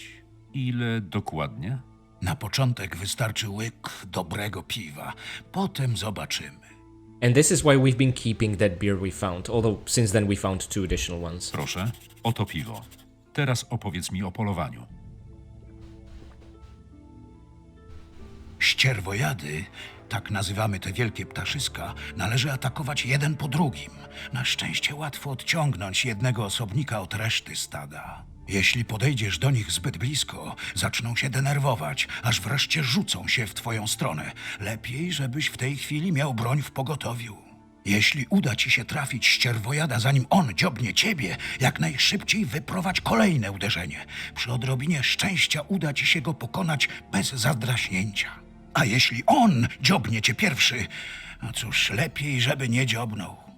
Guys, what Drex just pretty much described using his own words is the AI behavior of scavengers. And I'm going to show this to you in greater detail once we'll try to lure an individual away from a pack. Furthermore, we got a journal entry. Tutor outside the camps, the rogue Drex offered to teach me about gutting of animals. Well, not yet, but he will now. If I can pay his prices, his exorbitant prices. He hunts on the way from the trading square to the old camp. Trading square is where the game began, the exchange place. That's how I refer to it rather than trading square. Czego jeszcze możesz mnie nauczyć? Wielu rzeczy, ale głupie piwo nie wystarczy. Oh, come on, I Wprawny have two łowca more. potrafi zdobyć kły, pazury i skórę zwierzyny. Nie jest to łatwe, ale dość opłacalne. W każdym razie każdy kupiec chętnie je od ciebie odkupi. Okay, guys, so now you will see in the parentheses cost 1 skill point and 100 ore. We have neither the money or the learning points, so our attempt to learn this is gonna be refused. Najpierw chcę zobaczyć trochę rudy. W tej kolonii nic nie ma za darmo. It's gonna be the same line for everything. Najpierw chcę zobaczyć trochę rudy. But W tej kolonii nic nie ma za darmo. you will notice the way the voice actor voices the same line is different each time. Jak mogę zdobyć skóry upolowanej zwierzyny? Najpierw chcę zobaczyć trochę rudy. W tej kolonii nic nie ma za darmo. They actually voiced everything individually. Jak mogę zdobyć kły upolowanej This is zwierzyny? incredible. Najpierw chcę zobaczyć trochę rudy. W tej kolonii nic nie ma za darmo. This is what I talked about during the introduction of today's video about the inefficient design of Gothic that I absolutely love. It is by no means efficient to do several recordings of the same line and use them to assign to different dialogues, but they did it anyway. Dużo żądasz za swoje usługi. Być może, ale wiedza, którą mogę ci przekazać, pozwoli ci szybko odzyskać zainwestowaną kwotę. True. Wszystkie zwierzęta, które zabijesz, nie wiedząc jak je oprawić, po prostu zgniją. A to najzwyklejsze marnotrawstwo. Za ich skórę mógłbyś zarobić sporo pieniędzy. Na twoim miejscu spróbowałbym możliwie szybko posiąść te umiejętności. Guys, if there's something I love to do in role-playing games, it's finding out unique ways to earn money. It's so much fun to be resourceful and have those resources and work hard to be even more resourceful and essentially increase the options we have at our disposal. Now, before I talk more about animal trophies, I want to show you something. There's a pack of 3 scavengers over here. We can take on. The problem is Redford and Drex have killed 1, so we only got experience for 2 of the 3. This is unacceptable. The fact is, when they detect there's a combat, they're gonna get their bows out and start shooting. They can even shoot you by accident. If you want to have an easier time to do this rather than just retrying it over and over and hope they miss most of their shots, is start fighting the scavengers. they have probably got their bows out. Now let's reload the game in this separate save slot. And I want to show you something. Both Redford and Drex have their bows out, but they can no longer shoot. This is known as a ranged weapon bug, and you can use this to your advantage even when fighting ranged enemies. However, I'm not gonna do that. I want to respect the game how it was meant to be. So I just wanted to show it here because this is not a case of us fighting them, but us getting all the experience, right? Now, if you save the game again and reload, they're gonna be back to normal, okay? One other thing I want to talk about, Drex and getting animal trophies. There's many build guides out there for Gothic 1 which will tell you, oh, don't bother getting animal trophies, and I couldn't disagree more. It is so much fun to get early access to money at the cost of 4 learning points. Besides, there will be an achievement on console versions asking you to learn how to take gold trophies. So I'm absolutely gonna show you what the best time to do that is. Furthermore, talking about not letting anyone steal our experience, let's ignore the small scavenger on the left and focus on the one over there, because this fella is very likely to get attacked via the 2 old camp guards. Oh my god. Oh, it's now or never. Thank god. They even hit him, but too late. We got the experience and we leveled up. Guys, our health pool, like I said, has increased by 12 points, so it's now 52. We can weather more damage, and we have gotten 10 skill points. The cost of experience for the next level has increased by 500, so it's not enough to get 500, but 1000 this time, okay? As for the skill points, you could have seen when talking to Drex, it cost 1 to learn each of those things, so that's what you can spend them on, but we need money for that as well. The teachers need something out of this, although there are quite a few teachers which are gonna teach you everything for free, which I find a bit odd, almost like an oversight. Nevertheless, let's not talk to the guards yet. I would like to very quickly clear the area of monsters before the guards or the other monsters are gonna do it. Every single point of experience is incredibly valuable. Oh no, that forward attack didn't work to close the gap. Interesting. Let's do step forward and side hit. Excellent. Okay, let's loot the body, and you can see a pack of flies flying in the distance. One of them is gonna split and attack. Oh my god, it's already happening. It's attacking the scavengers. I want the experience. So here's what's gonna happen. I'm gonna use the other save slot for all combat scenarios, and I'm now gonna try to land the killing blow on these guys before the bloodfly. It's all about the killing blow, okay? It doesn't matter who deals most damage. It's about who deals the final strike. That's the person that gets the experience, and the bloodfly doesn't need it. Uh-oh. Uh-oh. It went to check the carcasses. Let's run. We cannot take on a bloodfly now, guys. Not realistically. Maybe we can, but I've never managed to do it successfully. Those are level 7 monsters, okay? So, the experience for both scavengers is ours, and this was also a nice showcase of the hierarchy, that if the bloodfly monster has bloodfly guild assigned to it, it's gonna attack scavengers with scavenger guild. That's how the programming has been handled in the game, which I think is pretty damn cool. Anywho, there should be an adult mole rat over here. Judging the range of these monsters is a bit tricky, because they seem like they cannot reach, but they can, because they're so short and small and stubby. Anywho, remember what Redford told us? Nie wchodź do lasu. You should never go to the forest alone unless you're equipped. Well, we are most definitely not equipped, so I'm not going to take another step past this point. I can already see a wolf in the distance, and some at the top of the small cave over there. So let's stay away from the general area. But if you're brave enough, you can absolutely take on an entire pack of scavengers. 4 of them, that's 200 experience points at this stage. Let's eat blueberries to refill some health, and I'm gonna show you another thing Drex talked about, and that's the scavenger behavior and how to pull them from a pack. So first of all, Na szczęście łatwo odciągnąć jednego osobnika od reszty stada. if we approach them within a certain range, they're gonna give us a few warnings to make sure we run away, or they'll attack. Jeśli podejdziesz do nich zbyt blisko, zaczną się denerwować, aż wreszcie rzucą się w twoją stronę. Lepiej, żebyś w tej chwili miał broń w pogotowiu. And now that one is attacking, not the whole pack, we can comfortably take him on. Jeśli uda ci się trafić ścierwojada, zanim on dziobnie ciebie, jak najszybciej wyprowadź kolejne uderzenie. Przy odrobinie szczęścia uda ci się go pokonać bez zadraśnięcia. That final swinging charge attack was a mistake. That was not supposed to happen, but thankfully it didn't give it enough time to actually hit us. Let's now approach the pack from another side where we see one being a bit more further away from the rest of them. And this is how you can pull enemies. Sometimes different enemies behave differently. And you cannot really...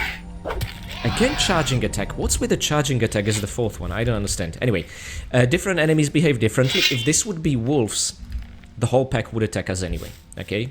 Just fear wolves in chapter 1 until you're ready. Now, the one further away is just looking at us, but the one a little bit closer is actually taunting us. Because we're different distances away. And now, because we were within the earshot, if scavengers even have ears, it attacked anyway, without giving us a warning.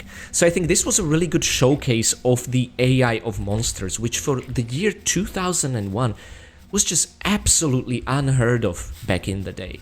And if you haven't done so, you can absolutely go around this hill over here and tackle the 3 juvenile scavengers, hopefully without Redford and Drax's interference, or you can just be on your merry way. We cleared the area of the weak tier 1 monsters, and again, look, we're over halfway on our journey to level 2, and actually, I almost forgot about this fella.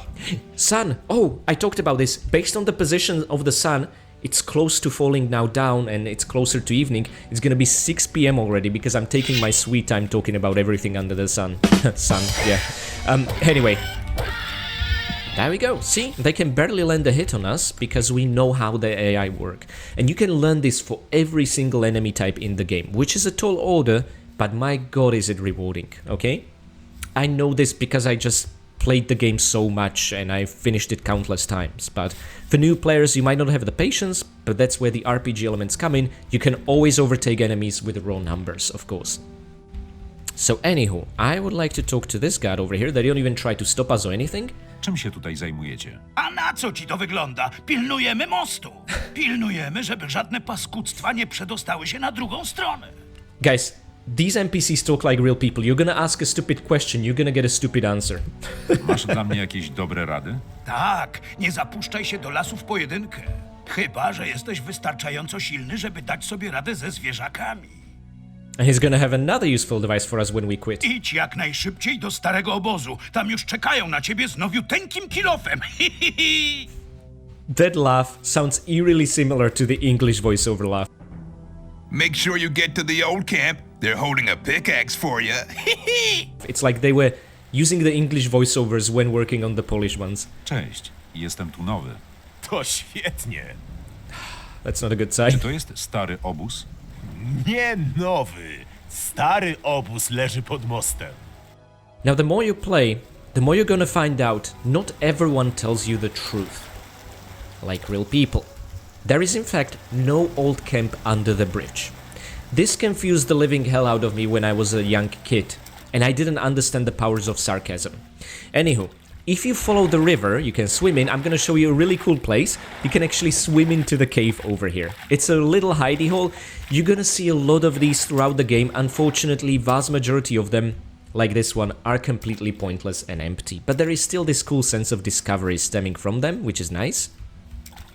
If you now swim down here, you will actually find yourself on this small sandy beach that we looked at when we saw these 2, thankfully, juvenile scavengers over here.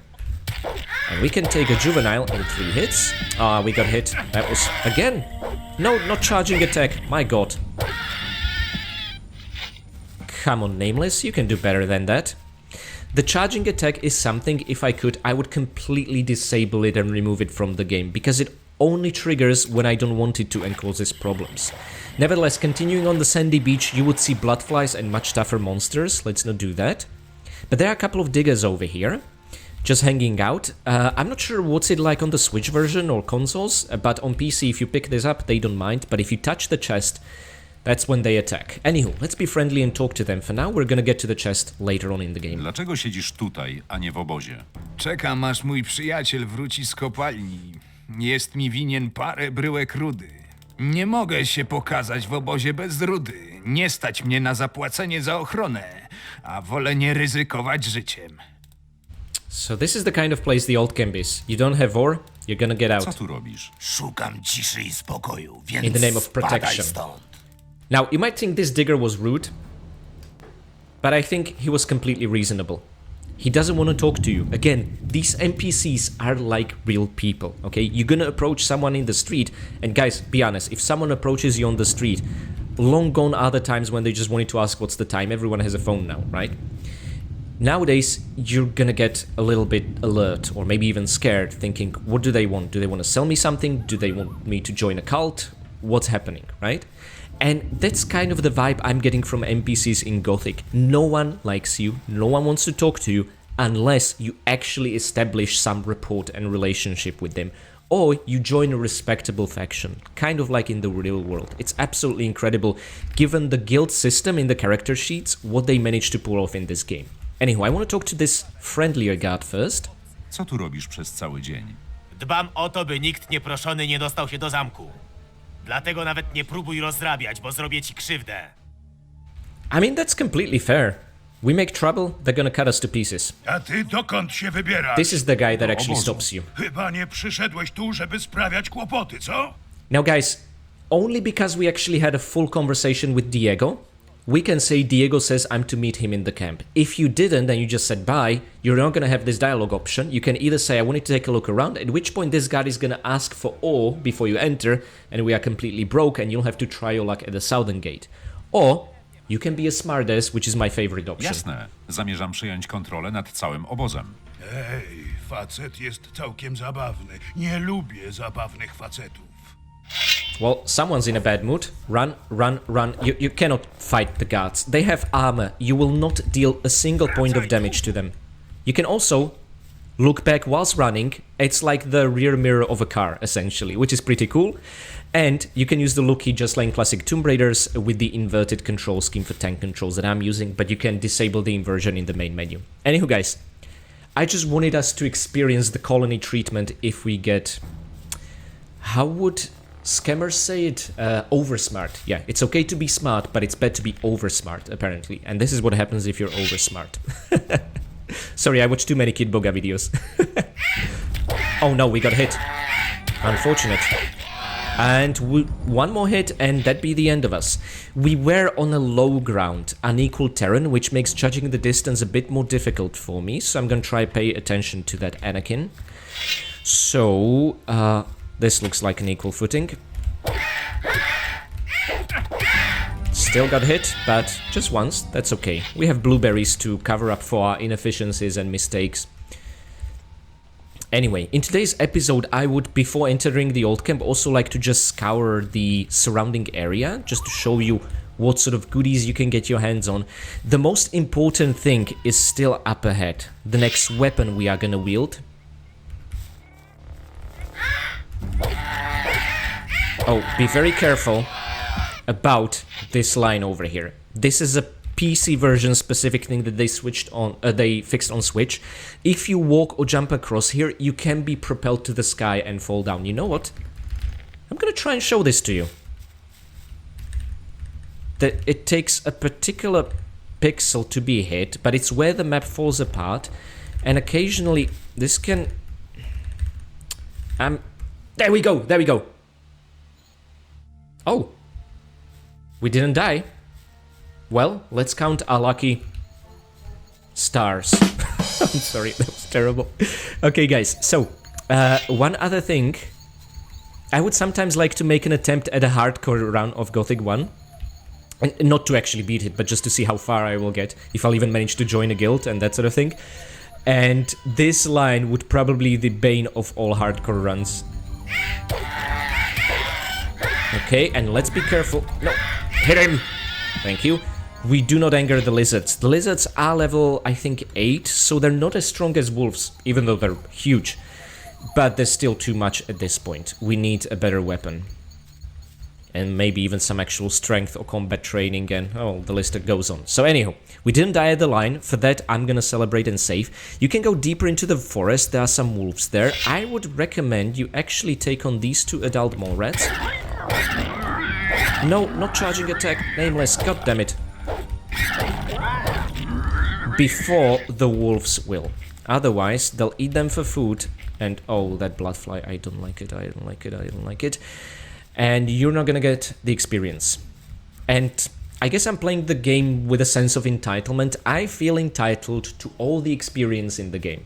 Yep, that's just the kind of bastard I am.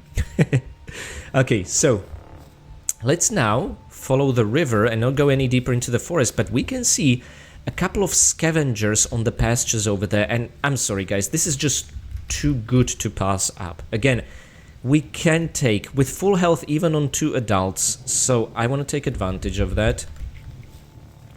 It's just this uneven terrain can work against us.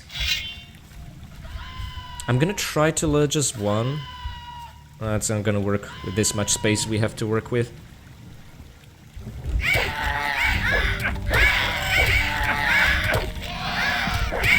No, you shall not kill me. Ugh. Yeah. Not much space to work with, unequal footing. I mean, we can consider our lucky stars we made it at all, okay? Now, let's eat up. Again, I don't want a single healing point to go to waste, and I think in here at least we can work with this. We can pull one and then engage the other, which is what I like to do. Okay. Come at me, come at me. We are far enough that by the time he'll notice, it's gonna be all over. See? And we have 12 additional health points, which is good. Oh. Okay, so we got hit once, but that is fine. Again, another pair of scavengers over there. And I would again like to use the ancient Chinese method of pulling. Let's see how this will work.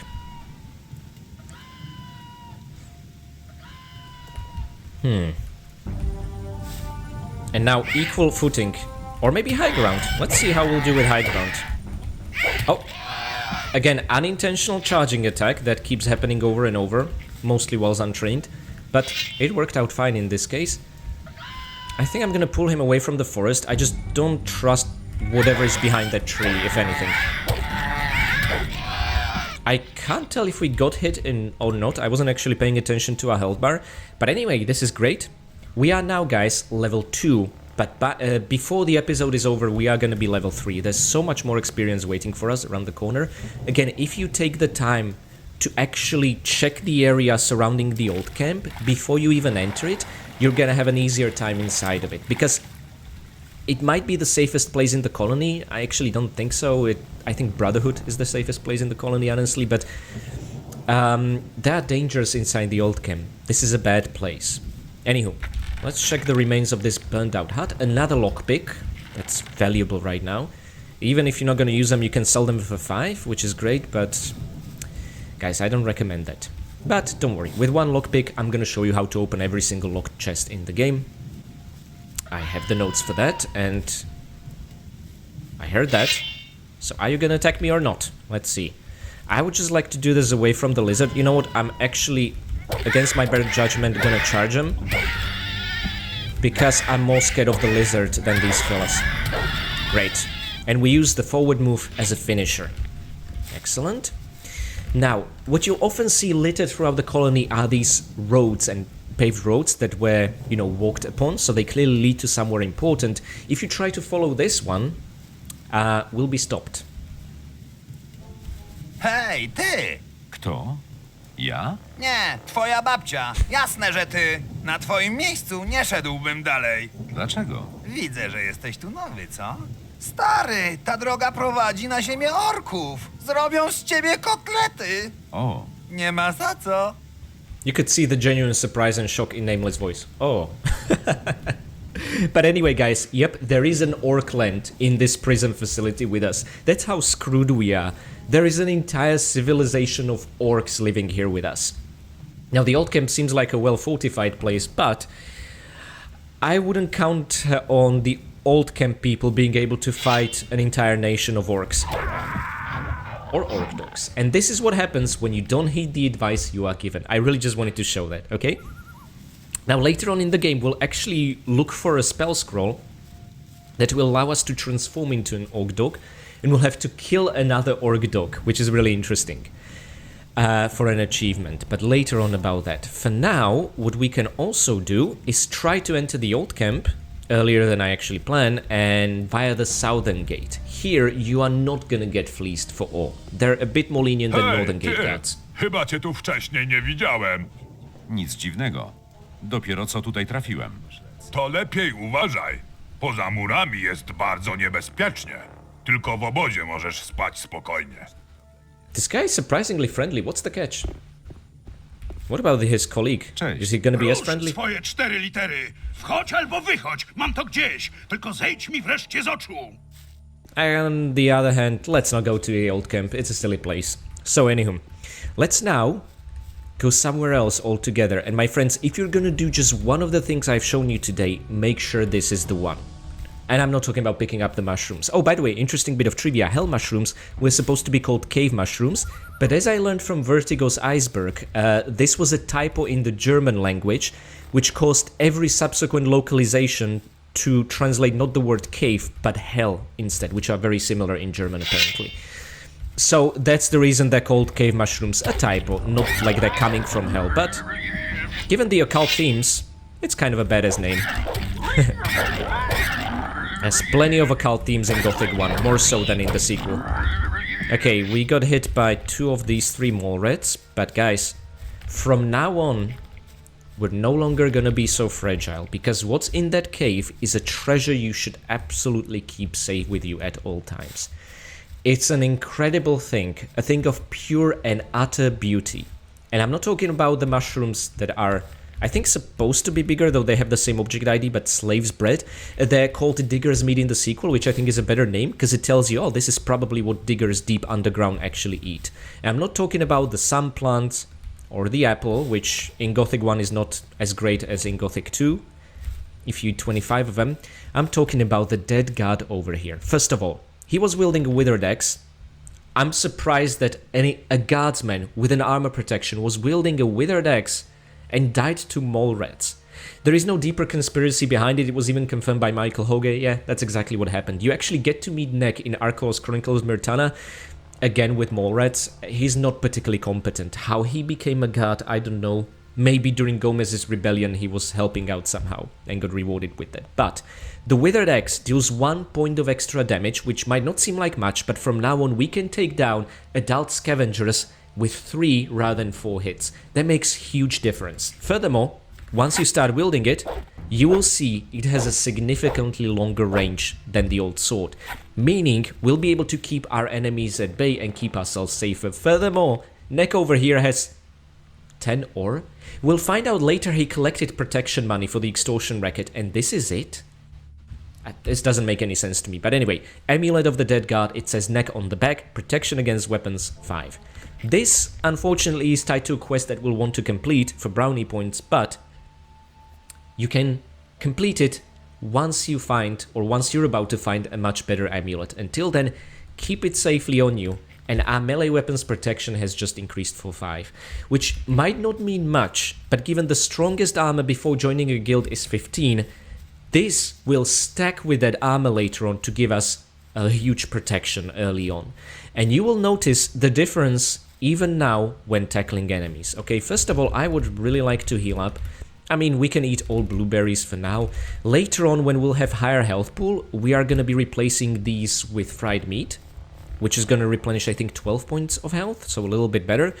And past certain point, once we'll have more than, let's say, 150 health points, even raw fried meat is going to lose all significance, because it's just going to be too slow.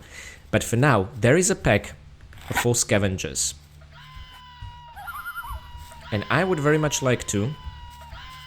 Let's say we pull these 2 guys. Oh, just one? Oh, the other one joined. But see, 3 hits, and we take an adult scavenger down, and this entire pack will be eliminated. We got hit twice, and that's it.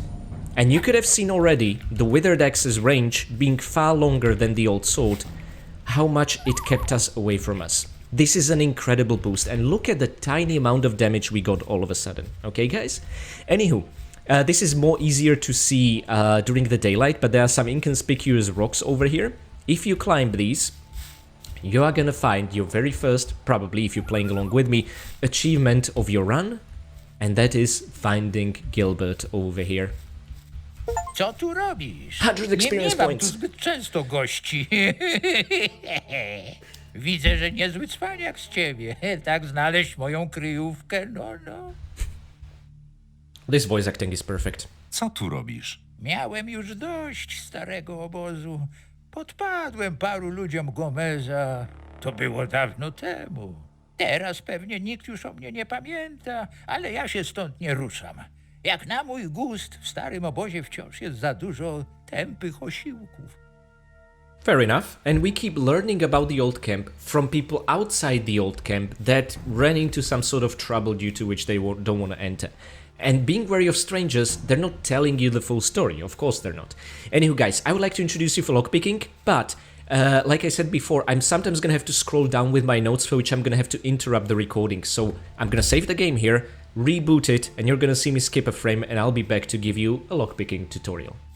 Alrighty guys, so I think this is gonna work as a lovely tutorial because with the Z plugin mods, Z engine utilities essentially, I'm using, you will see a chest filled to the brim with goodies marked as either green or orange. Green means you can go ahead and open it up like all the chests previously. This one is orange, meaning you need to actually crack it open using a lockpick. This is actually the same system carried over from Gothic 3 if you've played it. You had to use a lockpick to open a locked chest, there was no lockpicking minigame. Here it's different, you can use up as many lockpicks as you need to, or not really use up either one of them if you guess the combination correctly. This is also where opening locks skill comes into play. Since we are unskilled, there's a 90% chance of failure. Failure in this case means breaking the lockpick. Occasionally you will hit the wrong side, there's a 10% chance of this, and you will not break it. In Gothic 2 this is tied to dexterity, but not in Gothic 1, okay? In Gothic 1, if you want to master this, you need to spend 10 and 20 learning points, 3 entire levels, just to reduce the chance of breaking lockpicks to 10%. So you're still not gonna be 100% safe. And even if spending 3 levels worth of learning points just to save up a few lockpicks when you can buy 1 for 10, or it's completely meaningless, guys. Just ignore this skill even exists, okay? Now, I have written down every single chest combination, and what you see on screen are 4 X's. This means it's a 4 combination lock. Depending on which side you hit, that's the combination. In the default PC version of the game, neither in the Switch version, you don't actually see anything on the screen even telling you how many lockpicks you have left. This is sort of a thief helper tool mod I am running on the game, because it allows me to convey more easily on screen what those combinations are for you guys when you'll be playing, okay? So, this makes it a better guide in my opinion, so it's right, left, right. The first chest we have open. Once we unlock 20 of these, we should unlock an achievement for pretty much lockpicking open 20 chests. Gilbert here doesn't really seem to mind, so that's great. Not that he has much to lose anyway. But we're gonna take everything that isn't nailed down. Oh yes. Okay, so now probably the single hardest thing in Gothic 1, getting down without dying. Because you cannot really climb back down, you cannot like tap backwards and hold action to grab the ledge like Lara. No, you need to judge the distance for a jump to land exactly on the lower level, like I did here. Now I have some practice with this, but I don't recommend just running forward. Instead jump and tilt Nameless to the side, giving you mid-air control over him. And now let's just jump down to safely. Okay? I cannot begin to tell you how many times I've died trying to climb down from Gilbert's cave. It's, yeah, not exactly well thought out. Anyway, there should be a plan. Oh yeah, I remember there being a moret. Now it's a little bit dark and we cannot carry a torch and a weapon at the same time. Oh, but that reminded me, what we can absolutely do is get a torch out and drop it on the ground. It doesn't illuminate quite as well as when it's held like this, which makes a lot of sense, but this is a compromise if you want to illuminate a space and you also need to fight. You can drop the torch down like this, then you can re-pick it up even though it's not highlighted. Just make sure not to save and load the game whilst the torch is on the ground, or when you reload it's gonna be gone forever. The save files don't actually remember this. So anywho, oh yeah, another thing I want to show you, and for this very purpose I'm actually going to save the game. Also, if you're playing unmodded PC version, do not save whilst the torch is out, because when you reload, the torch will be gone. This is still here because I've modded the game to run on modern system with some utilities, okay? Just be very careful about that. You'd better not stay here, the Ogland stands behind that barricade. Ujmę to tak. Możesz równie dobrze oddać mi całą swoją rudę. Za kilka minut i tak nie będzie ci potrzebna, bo będziesz gryzł ziemię. You know what? Okay, here's my orb. Jasne. Oto moja ruda. Ojej, jakie to szlachetne. Zaraz się rozpłaczę. And in we go, guys, to die. I just love that you can do this. There's absolutely no reason whatsoever. I know what, one thing I don't really understand is what's the big deal with orcs and why Rolbar's army is so incompetent. Sure, they might be bigger and stronger, but we are smarter. So let me show you how... Oh. Sorry guys, I really just wanted to show you what happens when you enter the Auckland unprepared yet again. Okay, those guards are there for a reason. Now, interesting thing, you could see a line being missing. This is not some issue with Polish voiceovers. Let me show you. Now we hear it. Za tą barykadą zaczynają się ziemie orków. Jest tu niebezpiecznie? This is some issue with my specific version of the game. Occasionally, the voice acting for a line will not trigger, and I don't know why that is, so I'm sorry about that. So anywho, we have a couple of options. Chyba wolałbym tego nie robić. W takim razie ani kroku dalej. Yeah. Here's the thing. On PC, you can still go in and the guards will not stop you. Okay? If you try to open that chest, they will obliterate you. On Switch version, if you cross this threshold to go to the Auckland, the guards will attack you. And on one hand, they probably fixed the bug. On the other, that never made any sense to me. Like, they gave you a warning, it's up to you if you go in and die. What? Why should the guards attack you to not go there? It's never made any sense. So yeah, it's a bit odd. I'm not sure what the correct way is, but this is how the Switch version devs have decided. Anyway, there is a sleeping scavenger. If we knew how to sneak, we could sneak up on him to get closer. But since we don't, we woke him up with a clumsy movement. And again, there was a charge attack when it was supposed to be just a forward one. Very annoying. Anyway, we got hit once, but with next Amulet protection, it doesn't mean much. Now guys, very important thing here. Let's get inside. And I want to save the game, because again, we might stand to lose some experience. I'm gonna go around this scavenger, ignore him. Yeah. Oh no, we don't, cause Cavalorn is in his hut, half asleep. Okay, usually Cavalorn sits next to the campfire over there, and he can actually engage these two goblins. Oh no, the column, no! I didn't realize the hut column, the wooden beam support is gonna stop us, but I could see Cavalorn over there going for his bow, and I don't like that one bit. And both goblins are attacking? Wait, what? They've never attacked both of them before. Okay, you know what? This is a bit weird. I'm gonna try to take it from here. The problem is the goblins can also step back and become invincible as a result. It's their defense mechanism. No, Cavalorn.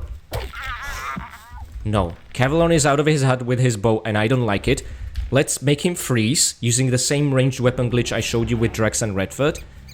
And now, try to approach these gobbles from the back. It's gonna allow you to land 1 or 3 hits before they are able to attack, okay? Okay, so this was very stressful, but we got the experience. That's all that matters. Cavalorn over here is yet another member of the old camp that's not inside the old camp, despite, as a journal entry will show us, it will show him as a merchant in the old camp, which is, of course, incorrect. Oh, something I didn't show you guys, even if you have a weapon equipped, you can still go for your fists and punch meatbugs for old time's sake. And I think I'm gonna show this to you now. If you go to Z utilities and enable trampling meatbugs, you can step on them, and that's it, they die, right? I mean, it kind of makes sense, but again, it feels a bit dirty, like we're cheating. I mean, it's not like this is gonna have any huge impact on our entire playthrough or anything like that. By the way, we killed the 4th meatbug out of the 10 in the entire game, okay? So we're making progress towards that achievement. Okay, I'm not yet gonna talk to Cavalorn over here, but keep in mind, on the Switch version, depending on if they fixed it or not, if he's inside his hut, he might not like you poking around in his chest. But on PC, he's fine with that, and we get Cavalorn's key, teeth, wolfskin, torch, beer, lockpick. The teeth, wolfskin is the sort of trophies you can extract from animals once you have the know-how from people like Drax. But I'm gonna show you another person you can learn that from. Okay, now Cavalorn, please don't interfere with these guys that infested your cave. We're gonna do the cleanup for you, okay? Okay, excellent. See guys, we're really on a hunt even with our initial gear, but the Withered Axe and next Amulet are huge. Oh yeah, red color. Red color, whether on a door or a chest, means it's locked and needs a key.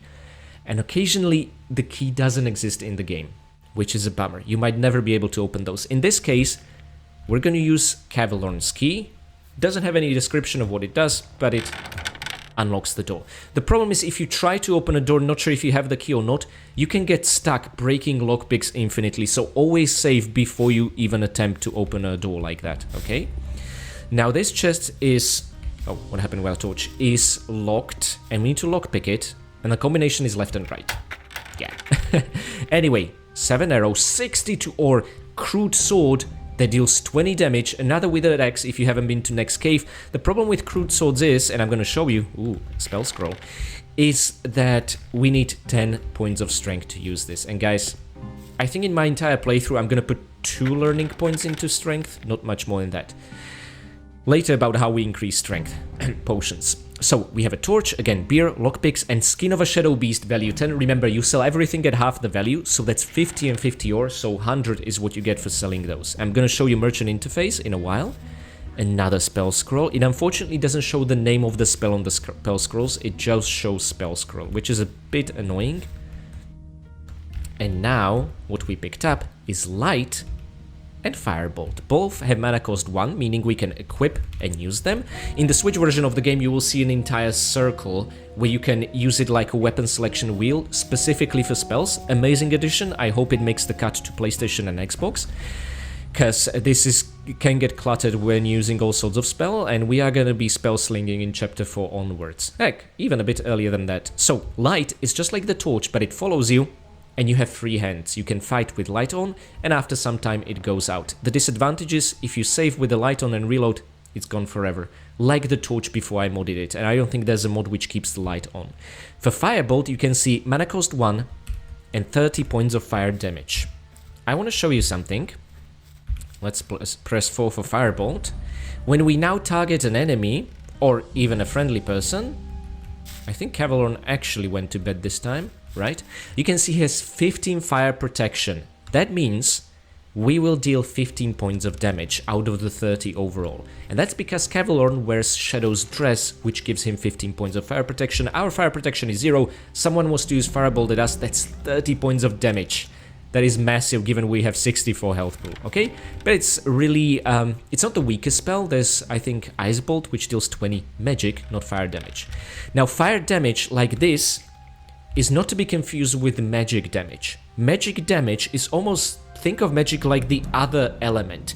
Even if the source of fire damage you're dealing is magic, it's considered fire damage. This is confusing because in Gothic 2 they reworked this system, and in Gothic 2, if you're casting fire spells, it's considered magic damage, no longer fire damage. In Gothic 2 they renamed fire damage to dragon fire, to make it clear that fire damage means fire from dragons or fire lizards, and maybe fire devils in Jarkendar as well. But yeah, just know that with magic you can either deal fire or magic damage in Gothic 1, in Gothic 2, or also storm damage, the hidden one, in Gothic 2 only magic damage. And I don't like this change honestly, but that's what they decided for. I'm thinking of doing a vanilla unmodded Gothic 2 version playthrough as a mage, just to experience it and see what it's all about. Anywho guys, we can still go a bit further past Cavalorn's hut on our hunt for some more experience, which I absolutely recommend you do, because these are monsters you now know how to fight when you've been weaker, but you're now stronger with the Withered Axe and next Amulet. Oh my god, failed to notice these guys in darkness, serves me right. And see how well we keep them at bay with a longer weapon. Weapon length is incredibly important for melee weapons in Gothic. It's absolutely astonishing. And there are some wickedly long one-handed weapons, which rival two-handed weapons. And in Gothic 2, in my opinion, two-handed weapons are pretty much obsolete. But later about that. I don't want to go any further past the point of this tree for one simple reason. There is a hunter over there who can also teach us how to extract trophies, but if we get in closer he might actually engage with a wolf and steal 90 points of experience from us. And I don't want that. Anywho, it's dark here, and we want to fight, so let's drop the torch, like I said before. Oh my god, you got close. Well, plus points for... Oh, initiative. And Nameless has trouble locking onto the enemy that actually threatens him. Oh my god, we're getting our ass handed over to us. I mean, there's 4 of them, to be fair. I just thought at this point we're gonna do better. But again, the game lock-on system always seemed to prioritize the wrong one. The one further away that's not actually hitting us. So yeah, that can happen. Again, I just can't think of the amazing potential of the Gothic Remake doing purely hit-based combat system. And just doing wide swings with two-handed weapons hitting multiple enemies in wide arcs. Oh, it's gonna be great. Oh, over there is a wolf. But if you're playing the Switch version of the game, there are 2 bandits and NPCs that are hostile and will just attack you. Interestingly enough, they can already take a notice from you from up there, so be very careful here. I have no bloody clue what's gonna be the case in console versions, okay? Alrighty then, and there was, I think, 1 scavenger we left behind there. There he is, sleeping like a baby. Let's not get hit. And there we go, my friends. Because we took those steps further away from Cavalorn's hut, we've just about hunted enough monsters to reach level 3. This is gonna be so valuable for all sorts of shenanigans I want to show you in the old camp in the next episode. For now, let's be also very careful here, because this is an entrance to a canyon of sorts. And there are essentially dinosaurs over there. Okay, we're not strong enough to take on a whole pack of dinosaurs. Let me light up a torch. There's no system where lighting a torch would get your enemy's attention from a wider radius, so you don't have to worry about that. And I want to show you what's in that tower. Oh, under the moonlight, this looks incredible. Crossing the bridge, but I'm afraid that snapper, that's what they're called, might notice us. Well, nothing ventured, nothing gained. Worst case scenario, we'll have to think of a way to outsmart and outrun it, which is par for the course for this game. You can outsmart your enemies that are tougher than you. You can get to all sorts of areas early. The only real roadblock is, well, the barrier, of course, but also you might find super strong weapon, but you're just not gonna have the attributes to actually wield it. Like the crude sword we found now. Okay, let's quickly go through the bridge, and I wanna know if the snapper noticed us. That does not look good at all. Okay, wait. Maybe that's the one that was stuck there and he joined his teammates further in the distance. Well, if that's the case, that's good. Anywho, we can open the door to this tower. Inside is an annoyingly locked chest, but don't worry, I'm gonna tell you the code. Right, left, left. And another firebolt scroll. Plenty of ore, another crude sword. Also notice that whilst we cannot wield crude swords yet, we can sell them like a skin of a shadow beast for 50 ore, because their value is 100. And we cannot really climb to the top of the tower. Maybe you can climb the brickwork there. You know what? Let's try it, just for funsies. I saved because getting down is definitely a death sentence. And... no, not from there. Can Nameless climb this? And now what? Do we just... I'm gonna use a different save slot, because sometimes even if you reload the game, what can happen is you're gonna find yourself falling. Oh, see? But this time we fell on... And here I thought I'm holding the walk key, but apparently not. Anyway, can you... Okay, now I'm excited. What does the view look like from up there? I don't think I've ever pulled this off. Oh, nice! We see the little canyon with the snappers over there, leading to cave. The path forks further under some stone archway. There's a lizard over there. My god. This is so cool. I just don't see a way to get down safely. There's Cavalorn's hut with a campfire. Maybe if we jump onto this mount?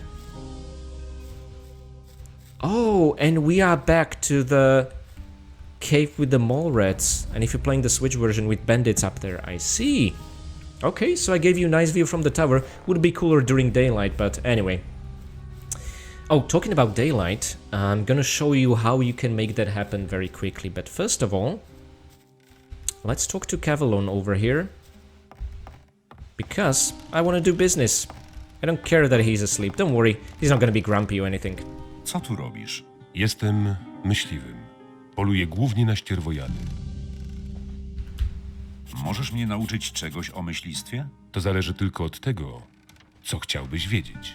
And what Cavalorn can teach us is sneaking for 10 learning points, let's keep that in mind, and a bow level 1. Now normally I would recommend, guys, even for my own playthrough, I would just go for this and learn both right here, right now. But because we want to tackle some achievements and I want to show you a little bit about thieving skills, I'm not going to do that yet, okay? Furthermore, where will we get a bow? We still don't have any. Gdzie mogę zdobyć łuk? Tutaj sprzedaję najwspanialsze łuki w całym starym obozie. Now I'll be honest, guys, in Chapter 1, Cavalorn's inventory is Pokaż pathetic. mi swoje towary. Pokaż mi. This is the first time we heard the line from Gothic. Show me your goods. Pokaż mi swoje towary. If you hear a noise, I'm regulating the sunlight that's coming from the window opposite of me. That's what you're hearing. Anywho, guys, what I want to show you is that the bows Cavalorn sells are the worst bow in the game, Shortbow. And I said we don't have a bow, and I just realized we found one in his cave for free, so we already don't have to purchase that. But there's Rider's Bow, which deals 4 extra points of damage, but requires 2 more points of dexterity. Now, dexterity is something I'm actually going to improve a lot in terms of spending learning points. And when I say a lot, I mean maybe 12, 14 points or so. But do not buy this, guys, even if you have the dexterity for it, because I'm going to show you how you can get an even better bow for free, and even the same one, okay? What we can steal, we should never buy. Furthermore, he has 212 arrows, a lockpick if you want to buy it, 200 ore. First of all, I would like to start out by explaining the merchant interface. If you want to buy anything, it's not okay to just hit enter. You can close the interface via hitting back, you can reset it via hitting refuse, or you can accept the trade provided the value in the left and right column match, okay? So you can accept the trade of nothing as well. But what we want is the ore. First of all, let's see what we can sell to Cavalorn. We have a couple of crude swords. Now, normally I would say always keep the best weapon for when you're able to wield it, but honestly, guys, we're gonna find something better that requires less strength. The reason it's called crude sword is that it's a bit unwieldy and requires a lot of strength for the damage output. 2020 might seem good, but the conversion rates in Gothic 1 are actually so much more better across all different weapons. It's just crude sword specifically, which is a bit awkward. So, let's sell the stuff we have. I always like to keep just one pickaxe and one item of every kind that allow us to do some miscellaneous animation. In case of pickaxe, we can pretend we're mining for ore. It doesn't serve any practical purpose, but there you have it. I like to roleplay sometimes. And now, I want to keep one tumbler. It's going to be a lucky tumbler. Every plate, dish, everything of unique kind I want to keep at least once. And let's sell the excess in teeth, wolfskin, and skins of shadow beasts. So, what we want from Cavalorn, since I said do not purchase any bows right now, is first of all the ore he has. And by the way, I didn't explain the controls. You can hold action and move right, or if you want to put something back, the whole action move left. It's a bit clunky. Not sure how they're going to rework the trading interface in the console versions. But if you want to do decimals, so let's say 10 with each press, you need to hold action, and not just left or right, but also page down or delete keys. Unfortunately, my keyboard does not have page down key. So I'm left with the choice of doing it via ones or hundreds if I press action, hold shift as the walk key and press left. And 100 moves. So this is how I'm gonna be playing, unfortunately, because I'm lacking that one key, okay? We can do similar thing for the arrows. Remember, arrows are currency. You can use these to buy stuff from merchants with actual trading interface. The only disadvantage, you cannot buy anything via dialogue options. I'm gonna show that to you later. Now, he has higher value than we offer by 2 points, so he's gonna refuse. But if we put 2 arrows back, we just got a lot of money and a lot of ammunition. Okay, guys, and this is how trading essentially works. I wanna show you another thing. It's 3 AM in the morning. Now, we have a couple of choices. We can enter the old camp, but pretty much everyone's gonna be asleep and it's not really gonna work out. Or we can sleep till morning. It's the second day, 3 AM. You get a couple of options when you interact with a bed. You can sleep to midnight, evening, midday, so noon, or the next morning. And next morning doesn't mean third day morning, it means the next closest. I think it's 8 or 9 AM, let me check. 8 AM. Okay, I think in Gothic 2 they changed it to 9, which is a little annoying. So we are still within the second day. We slept for 5 hours, and it doesn't matter how many hours you sleep, or sometimes even a single minute, if you time it just right, your health is always gonna fully restore. But I know there is an achievement for Gothic Remake planned where you're supposed to beat the whole game without sleeping once. Honestly, it's fun to beat even the original Gothic without sleeping once, but I'm doing it now and here just to get to the times of the day that will allow me to more easily show you certain, mostly dialogues, but also some other things, okay? So anywho guys, we are not done yet, because there are still a few monsters on our way around the old camp that I want to clear out. We did not get chased away by dinosaurs, which is always a plus in my book, and we are level 3, a blank canvas with 30 learning points. That is a lot. Although there are, I think, 2 skills in the game that cost 40 learning points. That's mastering 2-handed weapons and the 6th circle of magic, but later about that. We have next Amulet. I'm sure the guards in the old camp will not mind us carrying an amulet with a disappeared or dead guard's name, right? That's not gonna get us into trouble. Anywho, they're not all that smart. And maybe Nameless hides it under his shirt or something. That manly, masculine, testosterone-y shirt. Okay, before we engage the cave with mole rats, there is a scavenger here. Actually, something I haven't talked about, and I should have realized that if you interrupt their yelling, they are immediately gonna transition into attack. They're not even gonna stagger from the hit you're gonna deliver to them. This seems like an oversight, and that's why we got hit in this particular scenario, because I was a bit impatient.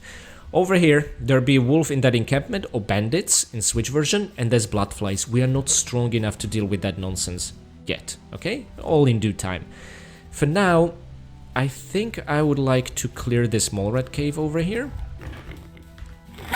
And then save the episode for today. Okay, let's approach it from this side so we don't get... Oh, someone's eager. Oh my god, they're climbing the trees now. No way. Well, we have a shortbow. If they get stuck up there, we can finish it like that. Excellent, not a single hit. I love this axe. It's just the best weapon for the first episode, really. Alrighty then. Hell mushrooms, or cave mushrooms as they were supposed to be called. And now we can move on in front of the old camp's northern gate. And I know last time we were here that guard was pretty angry, but occasionally the NPCs will cool off. They're gonna have a few angry lines here and there, but that's about it.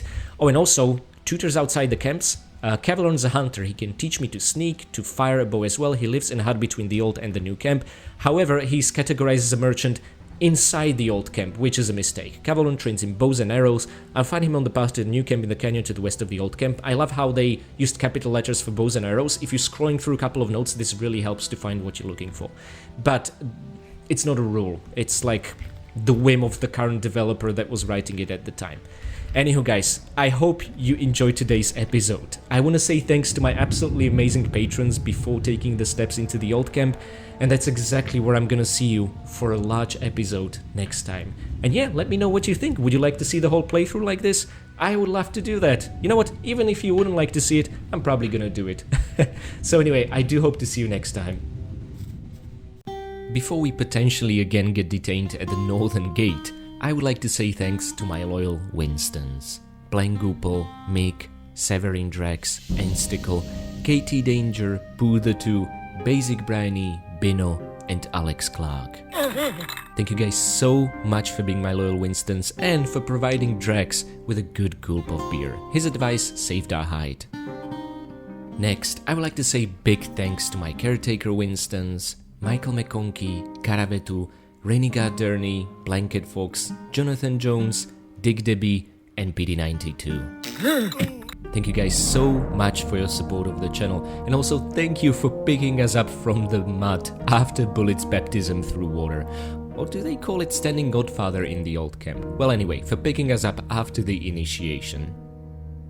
I would also like to give special thanks to my brave veteran Winstons, Andrea Paviglianiti, Alexander, and Richard Dearman. Thank you guys so much for your valiant support of the channel, and also I'm gonna be a bit cheeky, thank you for getting the drop on Pornek. And I'm not sure what your reasons were to settle on all that, perhaps something to do with the low amount of ore he had on him, but one god's misfortune is another nameless hero's fortune. His axe and amulet will carry us a long way.